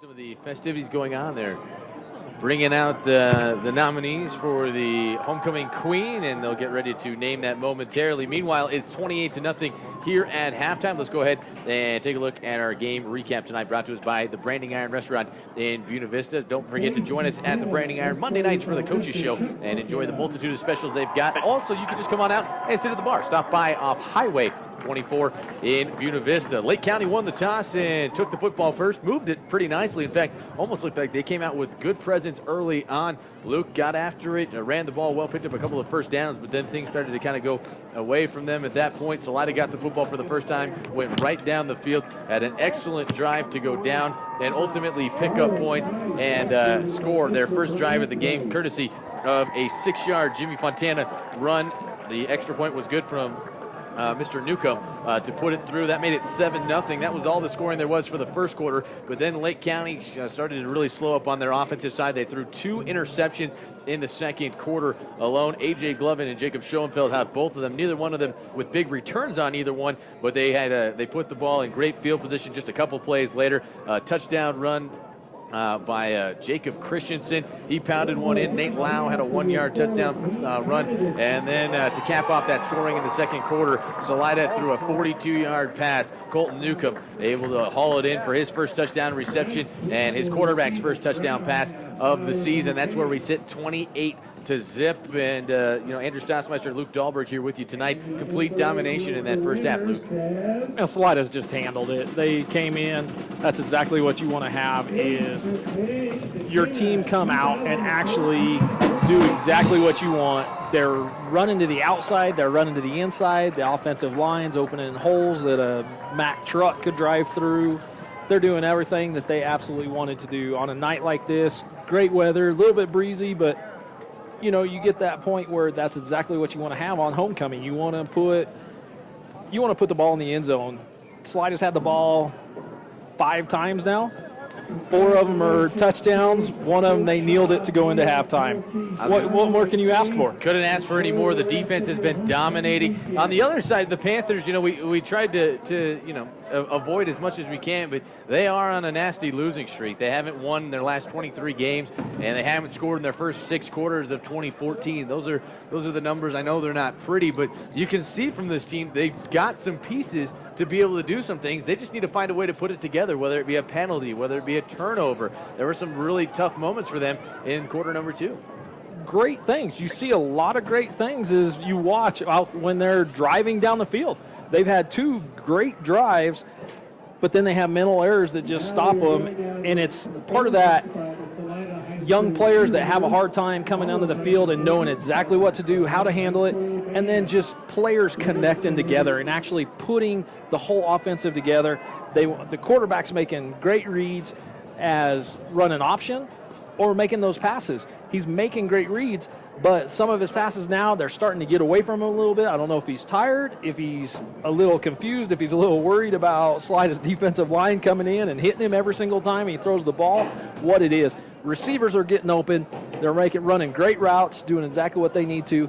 It's making that connection, and that's what Lake County needs to do. They've got to make that connection and get everything together, and that's when they're going to actually be able to get the ball in the end zone. This is the Salida True Value halftime show tonight. Salida True Value is proud to bring you high school sports. There's only one place to get just about everything you need. Start right, start here at Salida True Value. Proud to bring you coverage all season long of the Salida Spartans. We'll go ahead and take a timeout. When we come back, we'll have an interview with Jamie Treat, catch up about volleyball here at Salida. They'll have events going on tomorrow, and then more of the homecoming festivities tomorrow night with the homecoming dance. Spartans lead at 28-0 here at half. We're back after this timeout on Eagle Country 104.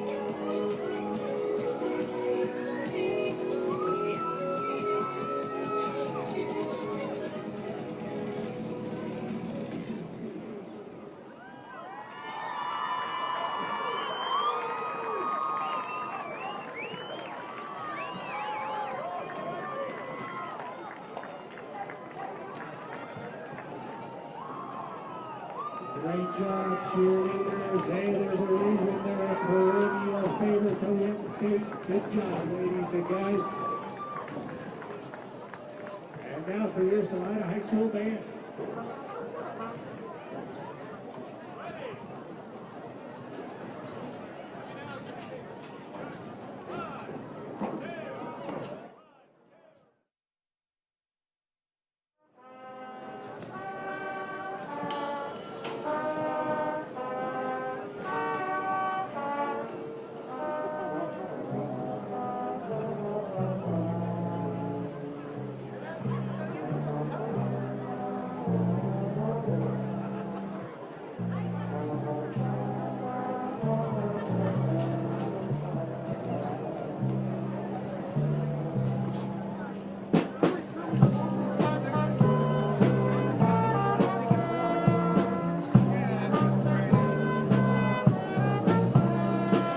Back at Salida High School, it is 28-0. Homecoming festivities going on right now. They will continue throughout tomorrow. We're going to join with Salida now and talk a little bit about high school volleyball. Jamie Treat, kind enough to join us. Jamie, how are you? I'm doing well, thanks. Glad to have you on here tonight. I know you guys have just gotten things underway with the volleyball program. How's the season been so far? It's been so fun so far. This summer we've played a lot of ball. We've already played almost more than a whole season's worth at 26 games, which is super exciting. And so far we're 3-0. We just won the John Mall tournament, and so that was a great win, great way to start off the season. It's a great way to start off, and you talk about it. It feels like you play so many times throughout the summer, and that doesn't actually go into the record books for the fall season. But how's the confidence of the team so far because of all that? It's been a lot better. This year we have really become more of a family-oriented team, which is super exciting to see, just building up that program. And so, yeah, we're all really excited for the season. We look a lot more promising. So it's always good to kind of have the confidence up and get that going. What's the camaraderie been like for you guys and the rest of your team? It's been super wonderful. We actually have a really young team this year. I am one of 2 seniors. The other one is Faith McKenna. And then we have 2 juniors, and the rest are freshmen and sophomores. And so it's been wonderful working with them with such a young team. And so there's a lot of potential that we've been seeing, which is super exciting. So are you having fun being one of the 2 seniors that everybody's like, okay, Jamie, what do we do now? Oh, absolutely. It's been such a blast. And, quite the honor as well. We're talking with Jamie Treat here, the senior at Salida High School on the volleyball team. It's homecoming this week, which means things have been crazy chaotic for you guys. How's it been for you? You had fun? Oh yeah, it's totally been a blast. I'm also the student body vice president, and so I've been super involved in homecoming and all the festivities. This Spirit Week has been wonderful. Everybody's been dressing up, purple and white. It's super exciting. And so this game has been going so well so far, and we're totally pumped for the dance. So it's gonna be fun. I was gonna say, what's your favorite moment of homecoming week altogether?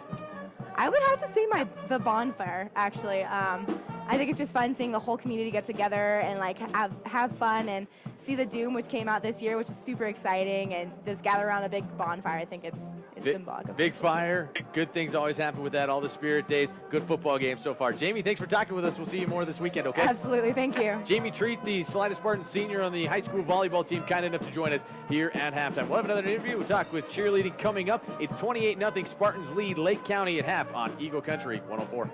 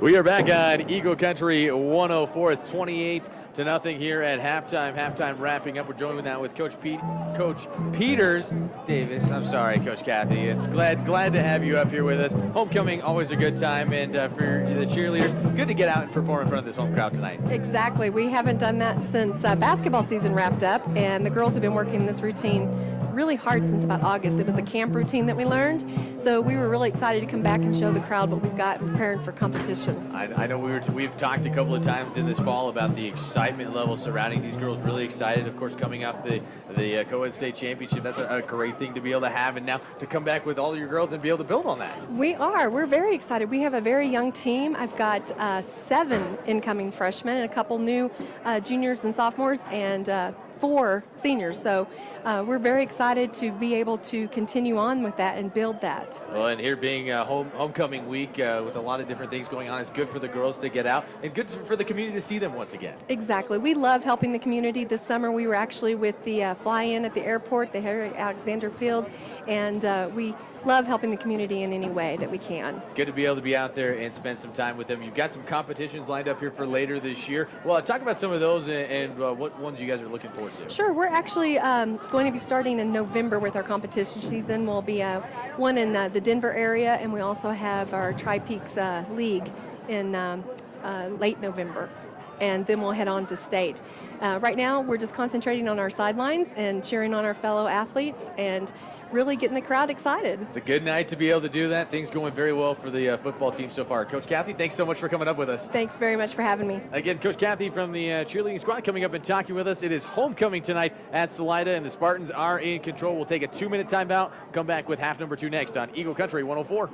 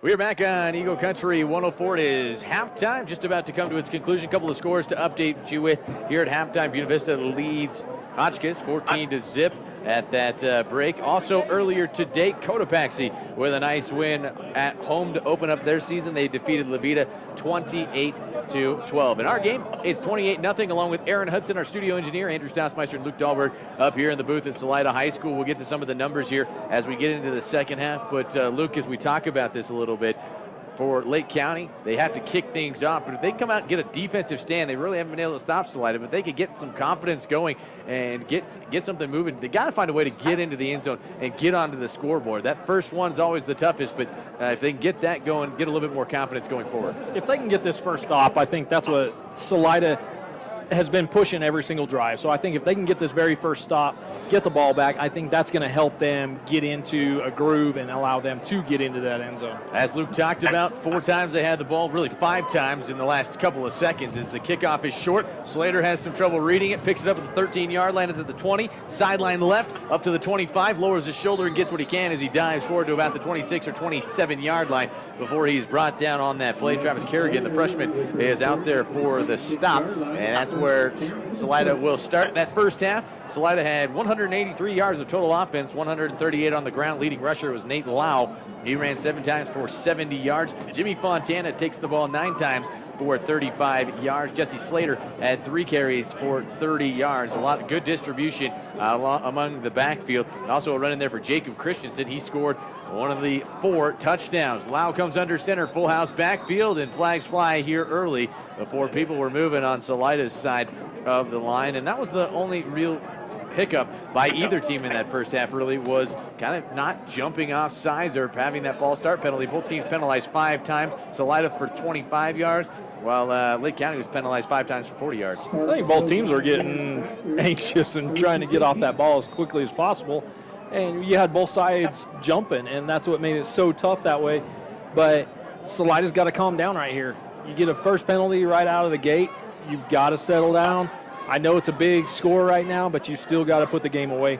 Lau comes under center. He turns right, handoff, room to run. Slater, if he breaks the edge, there he goes. He's at the 30. He slips 1 tackle and tripped up on a shoestring tackle across the 40-yard line. Gain of 21 yards and a Spartan first down. Daniel Duran, a touchdown saving tackle. Wow. Great run. Some great hesitation moves. Finally gets outside, gets the corner.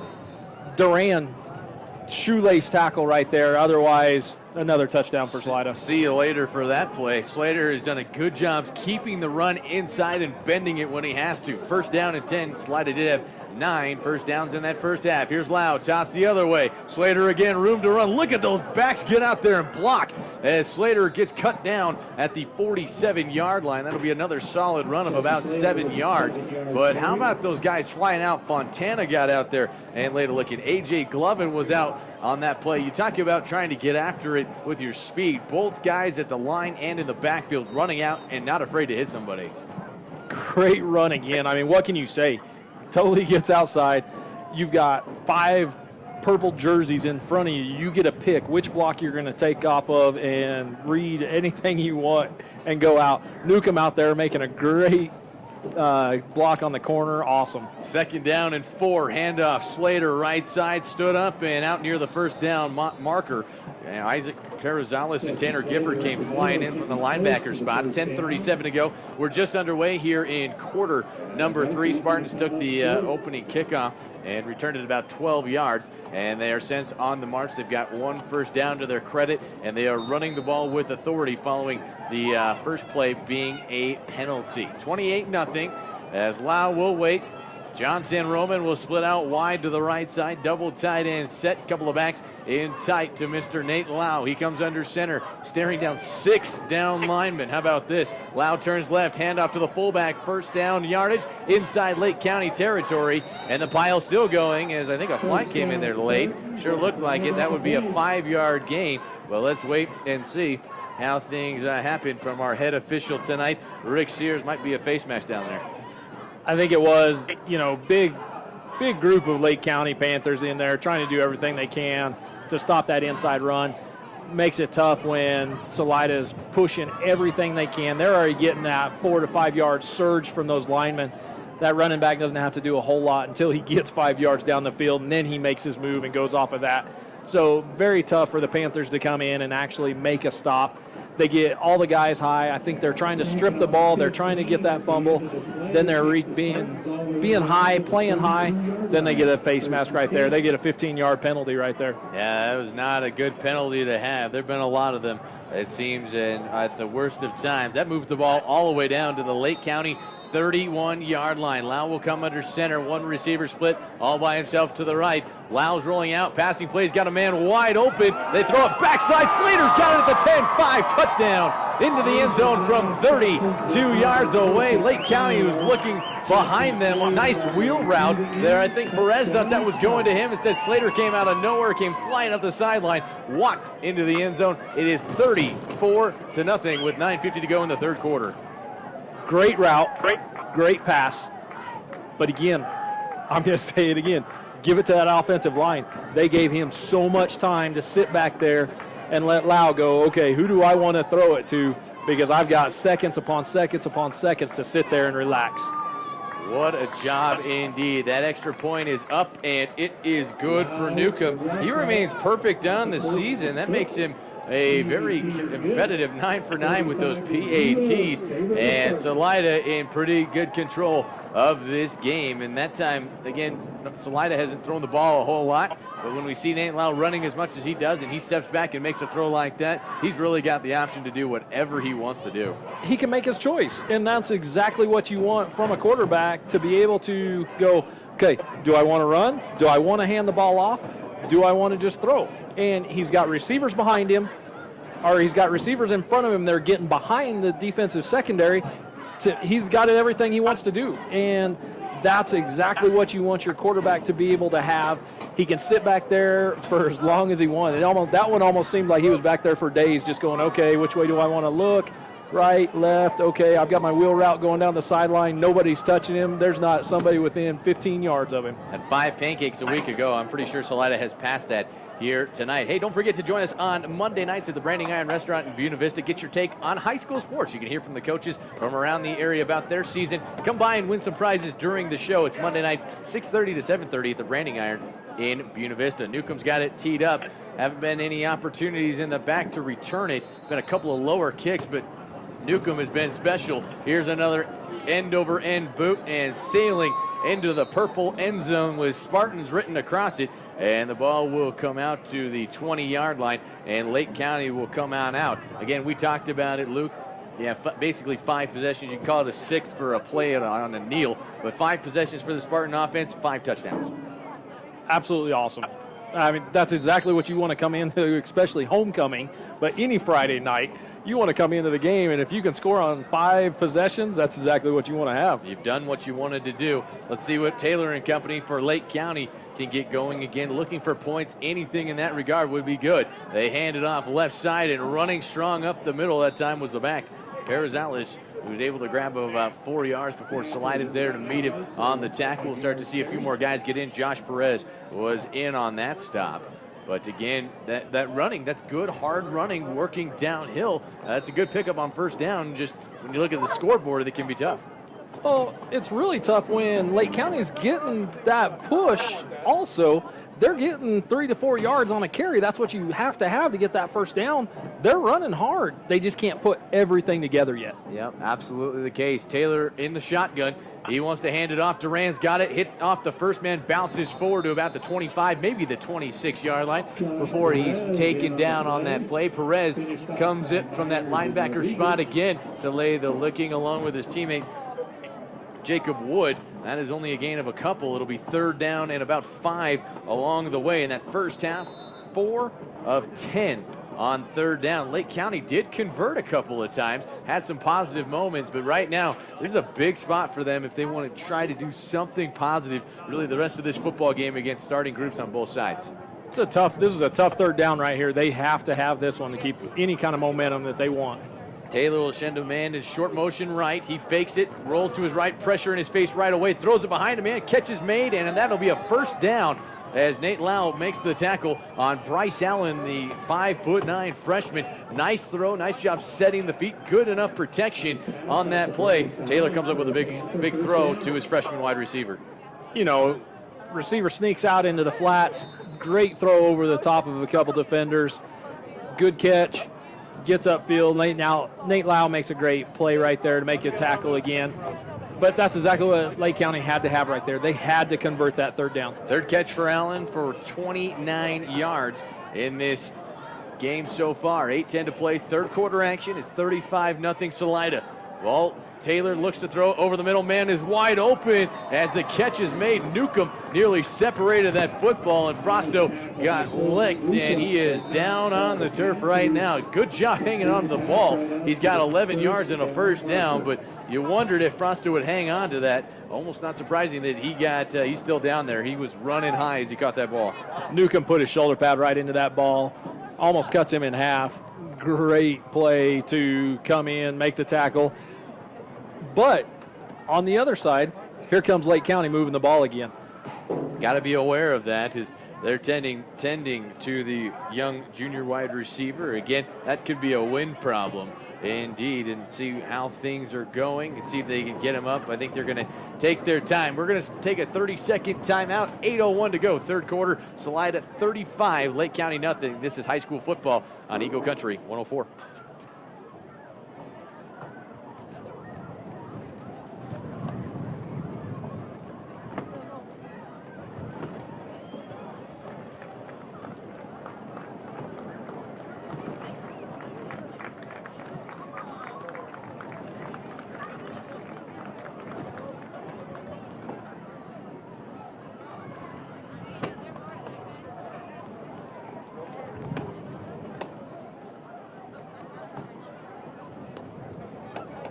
Catch by Joe Frosto. Good job holding on to the ball for a Panther first down.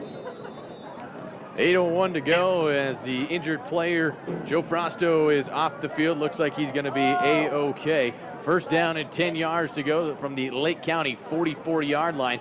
Looking to get across midfield. They have been across twice.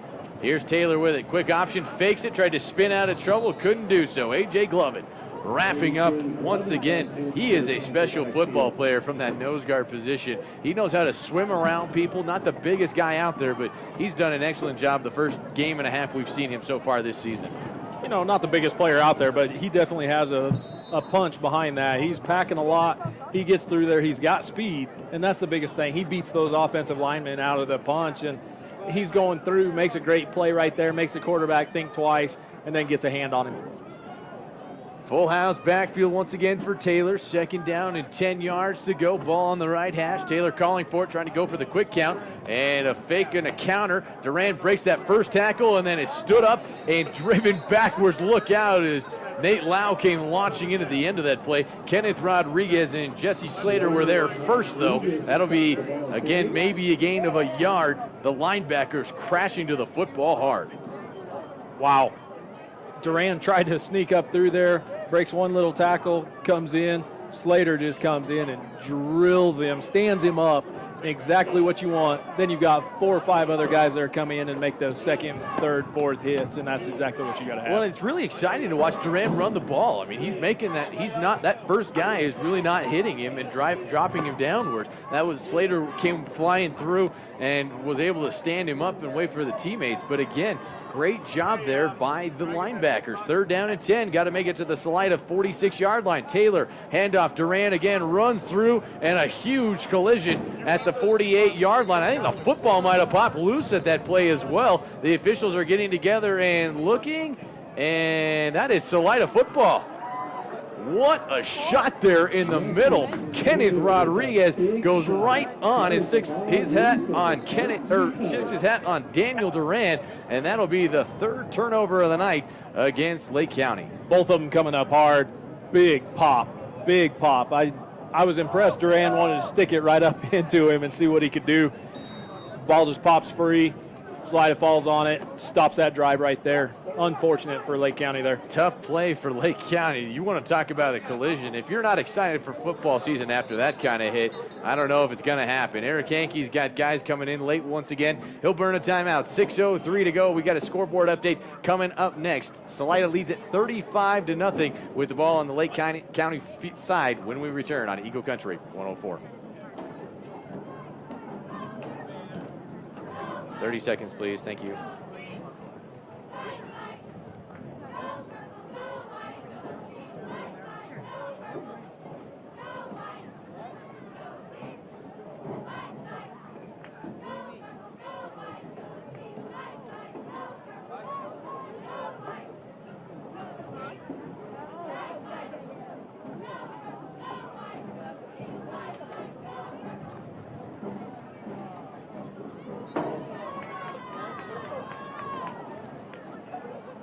6:03 to go. We're in the third quarter. Salida's got it back once again. And Luke, you see the Spartans start to move the ball here. They go down and score another touchdown. I think we're going to be seeing some different guys out on the field coming out. This is an interesting drive. Let's see how Lake County responds following their third turnover. Lau wants to throw it. He's got time. Sets his feet again. Floats one over the edge. Has a man open. And that's the freshman Severin Case. The intended spot. Looked like he kind of broke his route a little bit towards the sideline. Pass is incomplete. 2nd and 10. Lau was like, why are you breaking that one? I want you going deep. I want to put this in the end zone. Take it. But the nice thing there is Case was behind everybody. Beat all the defensive secondary again. Had everything he wanted to have right there. Great protection again. Lau rolls out to his right side. Makes a good throw. Makes a great throw. It's going to be all night long if they want to handle this. Yeah, that time again, like you mentioned, it doesn't matter which receiver it is. Guys are running behind the defense. Lau comes under center, double tight on the Lake County 48-yard line. 2nd down and 10. Lau looking, long snap count. He turns left, and he does hand it off. And sticking up and getting bent over backwards. Ouch. In the middle there. That's a tough 6 yards. Up the chunk that time for Jimmy Fontana. And how about his night? Fontana's run the ball 11 times this evening for now 45 yards. He's been very dangerous in the middle of the field tonight. He really has. He sticks his nose up in there. He wants to get everything he possibly can. Great runner. He gets hit. Those yards after contact stuff, always call them those yak yards. That's exactly what he's got. He's got a ton of yak yards tonight. Every single one of them probably are right around that mark. 3rd down. Salida only 1 for 2 in that first half. Lau keeps up the gut, and he should have a first down. Depends on where they spot it. Needed to make it to the 38. They're running in at about the 37.5. And the quarterback knew exactly where he had to go. No problem on that play is coming in and making that stop with Tanner Gifford, and Daniel Duran was over around the area as well, but not before the Spartans. It looks like they're going to have to wait for that measurement. And shake that back. They might be marking this short. If I'm Coach Hankey, I might be asking. That looks very, very close.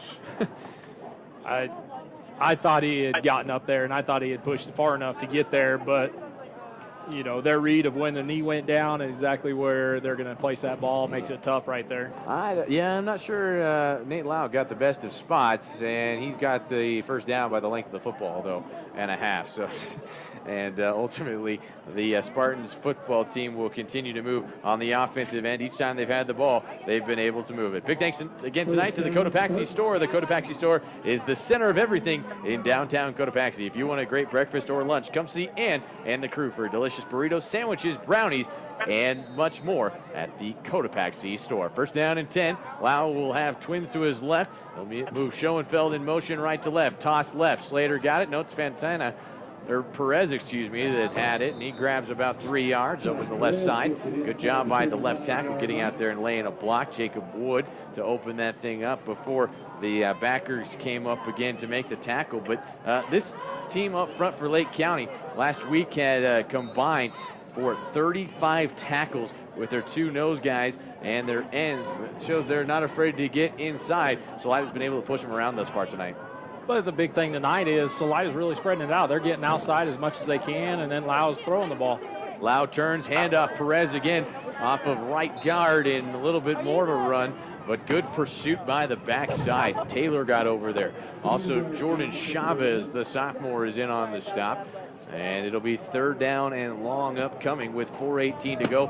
Clock moving here in this third quarter. It's 35-0. Salida's been in control from the beginning. They got the ball second after stopping Lake County after a couple of first downs and have since kind of worked their way out. As Luke has mentioned, they've done whatever they want to, whether it be running the football, throwing the football. Nate Lau's got a couple of touchdown, he's got a touchdown throw tonight. He's been impressive. Here's Lau, he's rolling left, has time to throw it. He's got the run pass option. He keeps it. He's got a first down at the 25. Kerns the corner. If he tiptoes, holy cow, he stays in bounds all the way to the end zone. There's a flag back at the 29-yard line. Nate Lau with the fancy footwork along the 15, able to coast to the end zone from that point. There was nobody for Lake County around in those white and gold jerseys, but I think there was a penalty, it looked like, against Salida. We'll have to wait and see. Yeah, I think there's a little bit of hold on the outside. I don't know right now as that coach you're going, why? Lau's getting outside. He's going to handle wherever he wants to go. awesome footwork as he goes down that sideline, tiptoeing all the way through. I mean, he had started tiptoeing at about the 15-yard line and stayed on it the whole way. He didn't even come off of it. His speed was there, got around, nobody could touch him off of that. That first step is really something else for Nate Lau. 3:40 to go. That is a penalty on Salida. It'll back it up and move it back to the 34-yard line. So wipe off that touchdown. We're in the third quarter. A little bit of sprinkles outside. It is getting cool. It's only the second game of the season, and we've already seen a lot of fans saying it's cold. It is cold, just to say the least. And it is. It's pretty toast. It's pretty nice and toasty out there. Nice wind breeze tonight, about 10 to 15 miles per hour, and it's been better than the rain. There's been a few sprinkles lately, but it's been chilly. It's going to be third down, about 2 yards to go. Lau will come under center out of the eye. Split receivers, one left, one right. They fake the toss, handoff. Perez, first down, up to the 25-yard line, gain of about 4 yards before he's collapsed upon. Gifford and Carrizales are there for the stop, but a nice move there on third down. And again, you don't have a lot of them, but Salida 2 for 3 on third downs tonight. They've moved the chains when they've had to, but really they've done an excellent job not putting themselves in those tough spots as Russell came up with a tackle. Slater right there came through and put his nose down, took on 3 Panthers right there, still ran over the top, made them go backwards. He's pushing, he's running hard. Same play again, Slater to the edge, 20, 15, and forced out of bounds. Nice pursuit over there by Lake County, as once again, working hard, Bryce Allen's over there. He'll be credited for that tackle, but not before another 10 yards come off. At halftime, Salida had 183 yards of total offense, 138 yards on the ground, and they have picked right back up here in half number 2. They want to put this ball in the end zone. They want to finalize this game right here. They want to say, okay, we're here to play. This is our mark. This is our homecoming. We're making sure you know it. Steady dose of 3 guys, over 50 yards now. Lau with twins right. Keeps it, option, nice pitch to Perez at the 15 to the 10. He cuts it up inside, keeps the football as he nearly lost it going down. He'll have a first down for Salida, and a gain of, let's call it 8 yards. Nice job over there by Perez, and he's been kind of the odd man out in all honesty tonight. Hasn't had a ton of carries. He really hasn't. I don't know if they're just trying to move the ball around, give everybody else a chance to run the ball. He ran great last week. They're using Slater a lot tonight, Fontana. But, 3-4 backs that are all pushing over that mark, that's exactly what you want to have. That's tough when there's so much. Lau quickly out of the huddle, turns, hands off left side. That's Perez, stood up at the 5, pushing to the 3. Pile still going, and Perez finally has his legs cut underneath. That doesn't happen. He's probably pushed into the end zone. Good job again pushing by the offensive line for Salida. They have been very dominant tonight. They really have. That offensive line opening holes, pushing forward, getting those surges. Those running backs don't have to do a whole lot to get a lot of yardage because it's already open for them. They can do what they want once they get 5 yards downfield. Fontana will check out. Nate Lau running to the sideline to get the play. Now he's back to the huddle. 2:32 clock is moving here in the third quarter. All Spartans tonight. It'll be Lau who will come up under center. No surprise there. Got a couple of backs right there behind him. Slater's hanging out there. Perez as well. They hand it off. Did Nate give it up? I think he did. I don't know. That was an interesting play. I know that's part of the call that they want to do. He gave it to Perez. It almost looked like that was going to be an option or a quarterback keep and get right behind Perez. Lau might have made it to the end zone, but I think he tried to get his teammate the touchdown there. Well, it looks like that option read, and he's just holding that ball in there as long as he possibly wants. Does he want to pull it out, or does he want to hand it off? And that's always that tough thing, but Lau reads it well. Like you said, he wants to give that ball up, let Perez keep going with it. No problem. Perez will line up as the fullback. Slater's the I-back. Split receivers, ball on the left hash. Third down and goal. Turn, handoff, right side. Perez powers the legs. He's into the end zone for the score with 1:32 to go here in the third quarter, and Salida expands on their lead. Well, great right there. Exactly what you want to do as a coach. Perez has been your workhorse going all the way down the field. You want to give it, reward him right there at the end and say, all right, you've got us down the field. You want to do all this. Go ahead and put it in the end zone. We're going to reward you for that. Again, that's the 4th different back that scored a touchdown tonight. Equal distribution tonight for the Salida Spartans. Russell's on to hold. Spot is down. Look out as Colton Newcomb took a spill coming through. I think that ball went down, and as opposed to getting on the nose of the ball, went straight down. Newcomb said this isn't going to happen, and it looked like kind of slipped up coming in. The PAT is unsuccessful that time, but not a lot going to be bothered by Salida, and that running clock is officially going. Yeah, great thing here. Right there, just a bad hold. Ball gets on the ground. Newcomb's like, I'm not even going to try to swing. Let's just go ahead and fall on the ball and not even worry about it. Let's just secure that and go from there. If that's your issue of the night, or that's the only miscue that you have, and in all honesty, that's been about it for Salida. No harm, no foul. 30 seconds to go. Again, we got the running clock rule in effect. It is 41-0. Salida leading right now. We've got a score update from Buena Vista tonight. They continue to be in action against Hotchkiss. They've opened up a 21-0 lead in quarter number 3. As for Lake County, only get a couple more possessions right now. They've got to get something going. Again, we've talked about it. They've got good things happening all night. That's going to run us down here at the end of the third quarter. 41 on the board for the Spartans tonight. Nothing yet for Lake County. We're back in 60 seconds on Eagle Country 104. At the end of the third quarter, the Spartans leading 41-0.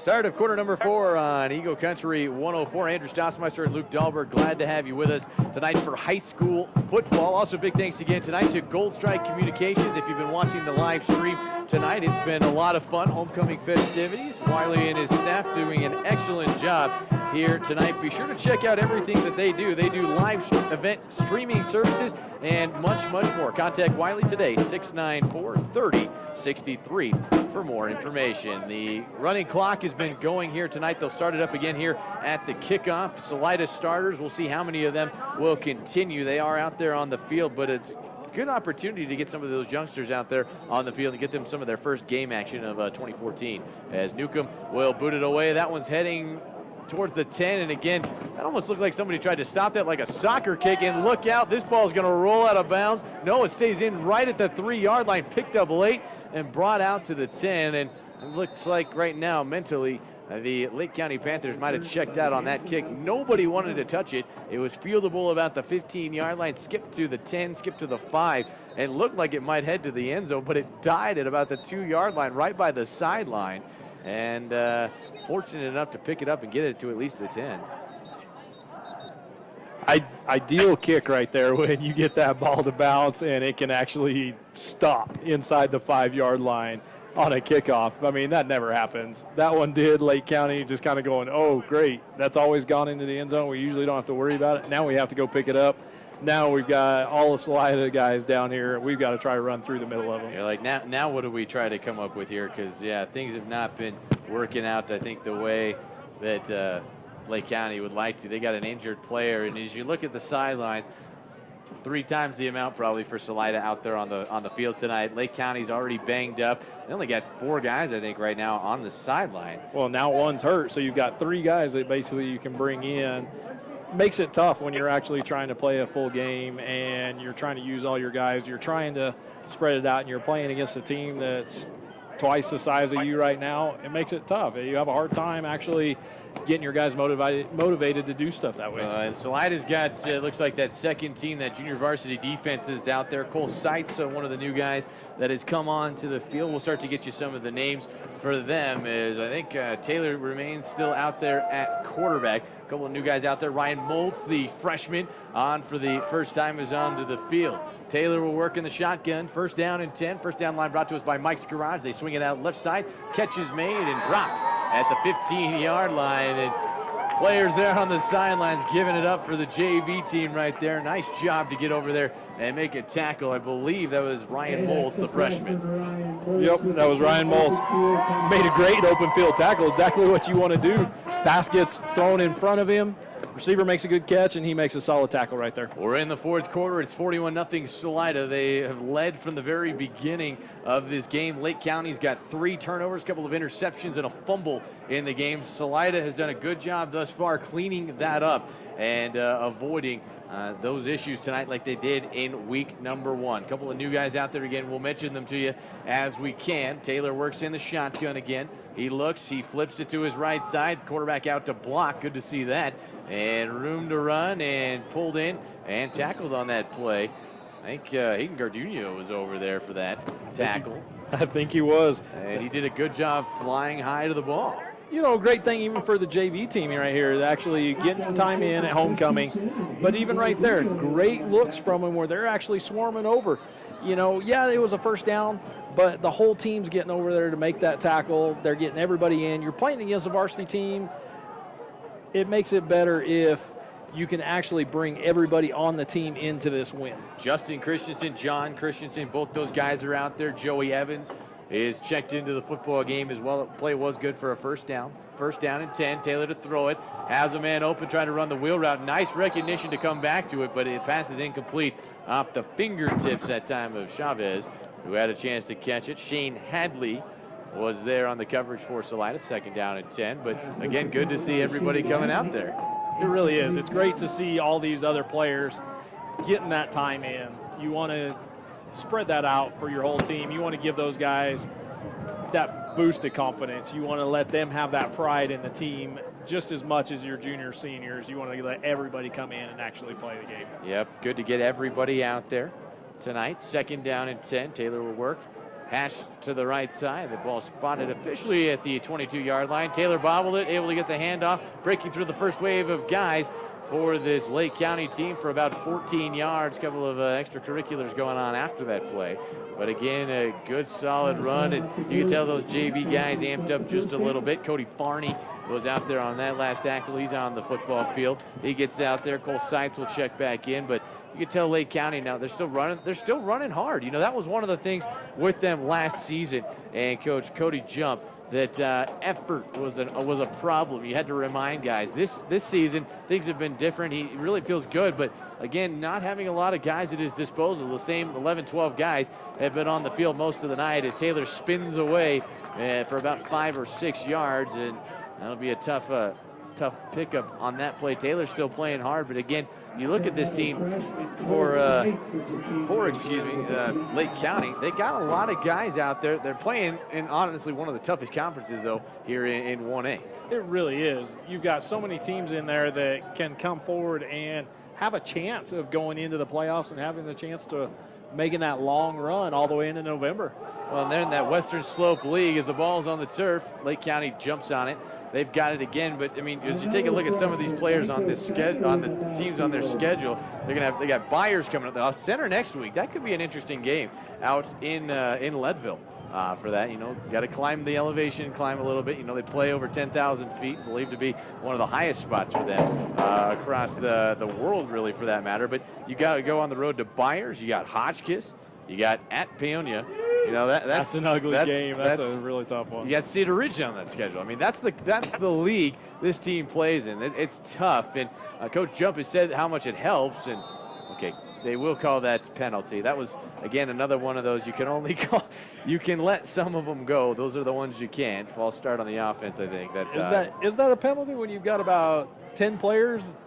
5 from each side going across that ball before the ball even moves? When you have 5 guys, you know, when you're 5 yards into the play, probably, and it was Salida who jumped. They got a little bit jazzed up on that play. A couple other guys that are out there. Bridger Russell, who's been on the field tonight. Big guys up front, again, getting some time. Mac Lucero, I believe, has been out there a couple of times tonight. But everybody getting in. It is third down for what it's worth. Quarterback will keep it. Taylor's got it left side and pulled down at the 50-yard line. Cody Farney is in on the stop. That'll be a first down pickup for, again, Lake County. 6.5 to go, fourth quarter action. It's 41-0. If you're just joining us, the Spartans jumped out to a 7-0 lead at the end of the first quarter, put up 3 scores in quarter number 2, courtesy of a couple of interceptions. A.J. Glovin had one of them. The other one belonged to Jacob Schoenfeld. And Salida capitalized on both of those. They scored a touchdown in quarter number 3 as well, and have had plenty of success throughout the game. First down and 10. Ball spotted right at the 50-yard line. That snap is low. Taylor picks it up. He rolls to his right, has some pressure, and he's going to be brought down, and that'll be the first sack of the night out there for Salida. As that's Hunter Wall who's in there for the sack. Good job by Hunter. He's been playing really well on the offensive line as the starting center in his first 2 games. That time getting in on the defensive side, hustling hard to the football, and a good wrap-up tackle. Well, this is what you always want to see. We've got a running clock at the end of the game, but there's still so much excitement. The upperclassmen on the sideline cheering like nothing else for those JV guys, for those younger guys coming in and making those plays, making the stops. But you want to have that excitement at the end of the game. You don't want it to everybody to be frustrated or bored or anything else. Yep, guys are still flying around as Taylor tosses it to Duran. Watch out, this guy can spin off some people. Lowering the shoulder, and a good wrap-up tackle there at the end. And again, you can hear it. Guys are getting behind their teammates. Hunter Wall's out there again teaming up on that play. Justin Christensen got in on that tackle. Also over there was Mr. Scott, who was over there to come up with the tackle. H.L. Scott, flag late at the end of that play, I think on Salida, I think is who they called it on. But you talk about it, again, guys are staying involved on the sideline. Those seniors out there are cheering as loud as they can. They really are. They're hyping these kids up, and that's what you want from a program, though. When you can have that leadership from the sideline, from all your seniors at the end of the game like this, they're pushing those younger players. That's what's going to build your program. That's what's going to make this program better in the future. It sure is the case indeed. Taylor with it inside the 30, closest they've been all night as they hand it off. And, oh, there's a stick tackle that time. Mr. Cole Seitz, the freshman, stood up the tailback that time. That's a gain of about 2 across the 28 down to the 27. But how about Seitz coming up and making that hit? Man, I'm loving it. These younger players are coming in. These freshmen, that's the best thing in the world. These freshmen are coming up and putting some licks on Lake County and saying, you know, we want to play also. We're going to show you that we've got this. We're being taught the right way, and we're going to show you how we can hit. A couple of scores to report to you going on in the Hills. McClavey and I believe Swink going on. Sorry, my apologies, Luke. That's those are hard names to always talk. They, working with them. McClavey's got that 48-0 lead. They win that one. Actually, they just went final in that game. As we've got ours heading towards its conclusion, 41-0 Spartans hanging on. Eagle Valley defeats Battle Mountain tonight, 35-13. We'll have a couple more scores for you. Buena Vista at last check, they were leading as well. Grant Junction Central won tonight, 41-32. A couple more scores again coming your way. First down and 10 into the red zone for the first time tonight. Taylor handoff, Dixon look out, heading up at the 10, lowers his shoulder, spins around to the 3-yard line, and that's where he's pulled down with 3:23 to go. And Duran can run. He is by far, he's a very good running back. He really is. I think he's going to be such a valuable weapon for them. I mean, I know he's a senior. He's got that experience, but he's going to come in the rest of this season and actually make some big plays for them. He's actually done so well tonight on so many of these drives that Lake County's had. Taylor trying to get his team into the end zone for the first time. They haven't scored in 7 quarters in 2014, and they still haven't, I don't think. I think they marked him short of the goal line. Durand was close. Players want it. You can tell these guys just need to get it, and still haven't been able to. Is that a late call for a touchdown? Did they call it? No, they called him short still. He's at the inch-yard line right now. Okay, so they did mark him down at the half-yard line, so it'll be second down goal to go, 2:26 left. Again, Taylor and this offense, they have not scored yet this season for Lake County. Taylor takes the snap, handoff left side and into the end zone for the score with 2:15 to play in this football game. Good to see Lake County get into the end zone. I know that they've got a tough uphill battle facing 24 straight. The last win was back in September of 2011. That they've got work to do, but that's something that finally at least breaks the goose egg on the season for them. Well, when you can actually get into the end zone and show your players, hey, we can do this. We can get there. That's what's exciting. Here's what I love, Andrew. You don't see it much. Swinging gate right here. Swinging gate's always a fun one. It's always interesting to kind of watch that. I think some teams won't use it as much. That's really true. I mean, it's and for a lot of y'all that haven't heard of it, you know, you're getting all those, half of your team is over on the left-hand side, almost at the sideline. You only have a center, a holder, and a kicker in the middle of the field. Big fan when they throw it around is the extra point try is, I don't know if that hit somebody or was blocked, but it's no good. As, again, I believe the regular kicker was believed to be Brian Romo on those extra points. He's out tonight with an injury. He is expected back next week, which is a positive thing, because with him running the football and Daniel Duran running the football, that's a really, really good 1-2 punch. Zach Taylor's been able to make some nice throws tonight. His receivers have been running open. Again, a lot of good things offensively. On the defensive end, you know, the tackles have been there. They're just getting outmanned up front. They really are. Salida's offensive line and defensive line, they really have been doing whatever they want. They're getting that 4 to 5 yard surge on every single snap. They're not taking a play off. They are hammering it every single time. And I think if you're Salida right now, you know, you're feeling pretty good about where things are. This is a team that I think there's a good reason to be optimistic and see the excitement around. Both teams flipping around for this onside kick. I'm not sure if it's going to get off. Clock's been running. It's been running here in this fourth quarter. They got 20 seconds to get it off. But the hands team is out there for Salida. Lake County still a little bit late getting everybody on. They're going to bring everybody on the field. They got 10 seconds left. It's 41-6. Lake County just scored. And now they're going to hand them the ball, and maybe this ain't going to happen. I think we're done. 41-6. That's your final score. The crowd loves it. Homecoming going to be a plus in the books as Salida defeats the Lake County Panthers for the 6th straight time, and for the 5th time in the last 10 years, they keep them under 10 points. We'll have the post-game show coming up next. Salida wins it tonight on Eagle Country, 41-6. We're back after this timeout.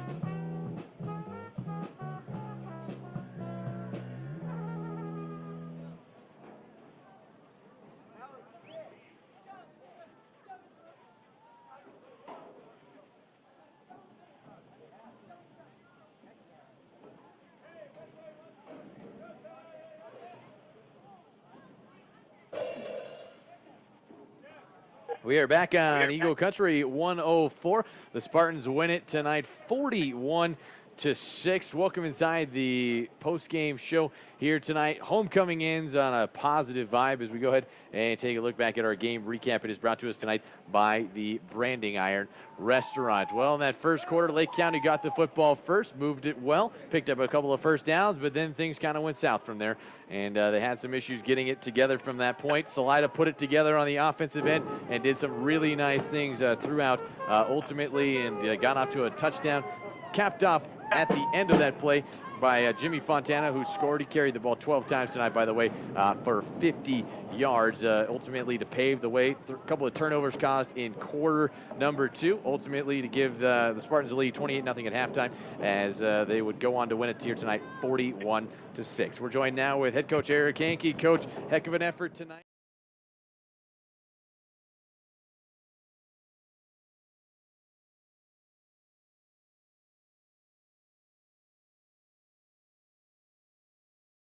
On the ball, and and just staying focused on the game and all that, and I just felt good this last few days of walkthrough. Just you felt like they were ready, so it was good, and they came out and did a good job. Our kids played well again, so it was a good game for us. 6 possessions and then a 7th with that knee right before halftime, but 6 possessions, 6 touchdowns. Got to feel good about that on the offense.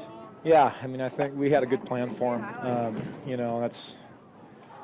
I think our kids trust us, a lot more than they did last year. I think last year was kind of still that feeling out process, does this guy know what he's talking about?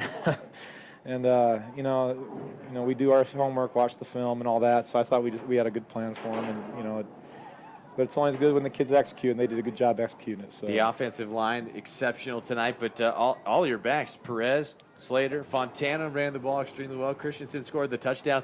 Great job running the football. Everybody getting out and really seeming like they wanted to go hit somebody. They were blocking very well tonight. Yeah, we're a much more physical team than we were last year. And we're we preach that. Just physical play, and that's one of our team goals. It's hard to measure sometimes, but that's one of our team goals. Is that we're going to be the most physical team on the field, and that's one thing we're still building, but I think every, 2 games under our belt's been, the kids have done a good job with it, and, we can still get better from it. But, I think kids are buying in. They're buying in a lot more than last year, and, obviously getting wins helps. Great atmosphere tonight here, a lot of fans coming out here tonight. Good atmosphere to play in, wasn't it? I tell you, hats off to the Salida community and the fan. I think it was probably, I usually don't get caught up, turn around, look in the stands. But the 1 or 2 times I did, I think it was probably the biggest crowd we've had here in the 11 games I've been here. So, yeah, that's cool. It's that's what's cool about being in a small town. It's bigger than just the team; it's the community, and that's I love it. I'd never live anywhere else but a small town. And it's just great to have that vibe, Great to have that kind of support. Coach, you guys are back here next week, CSC. That's a team that, again, you've been very dangerous in the past. This year kind of had their moments, but back to the drawing board to get ready after probably let the guys enjoy homecoming tomorrow night. Yeah. That's a big game for us. That was to get in the playoffs last year, and, we were up by 3 going in the 4th quarter, and, we didn't pull it out. But it's a big game for us, and, they're playing Peyton tonight, who's in our league, so we'll see kind of, how that game turns out, but it's a big one. It's going to be our biggest test so far this season, and it's going to be all about Colorado Springs Christian this next week. So we're excited. Coach, congratulations on the win. Go get back and get warmed up, okay? Okay, thanks, Andrew. Appreciate it, man. Head Coach Eric Hankey of the Salida Spartans. We'll go ahead and take a break here on the post-game show. Come back with more next on Eagle Country 104.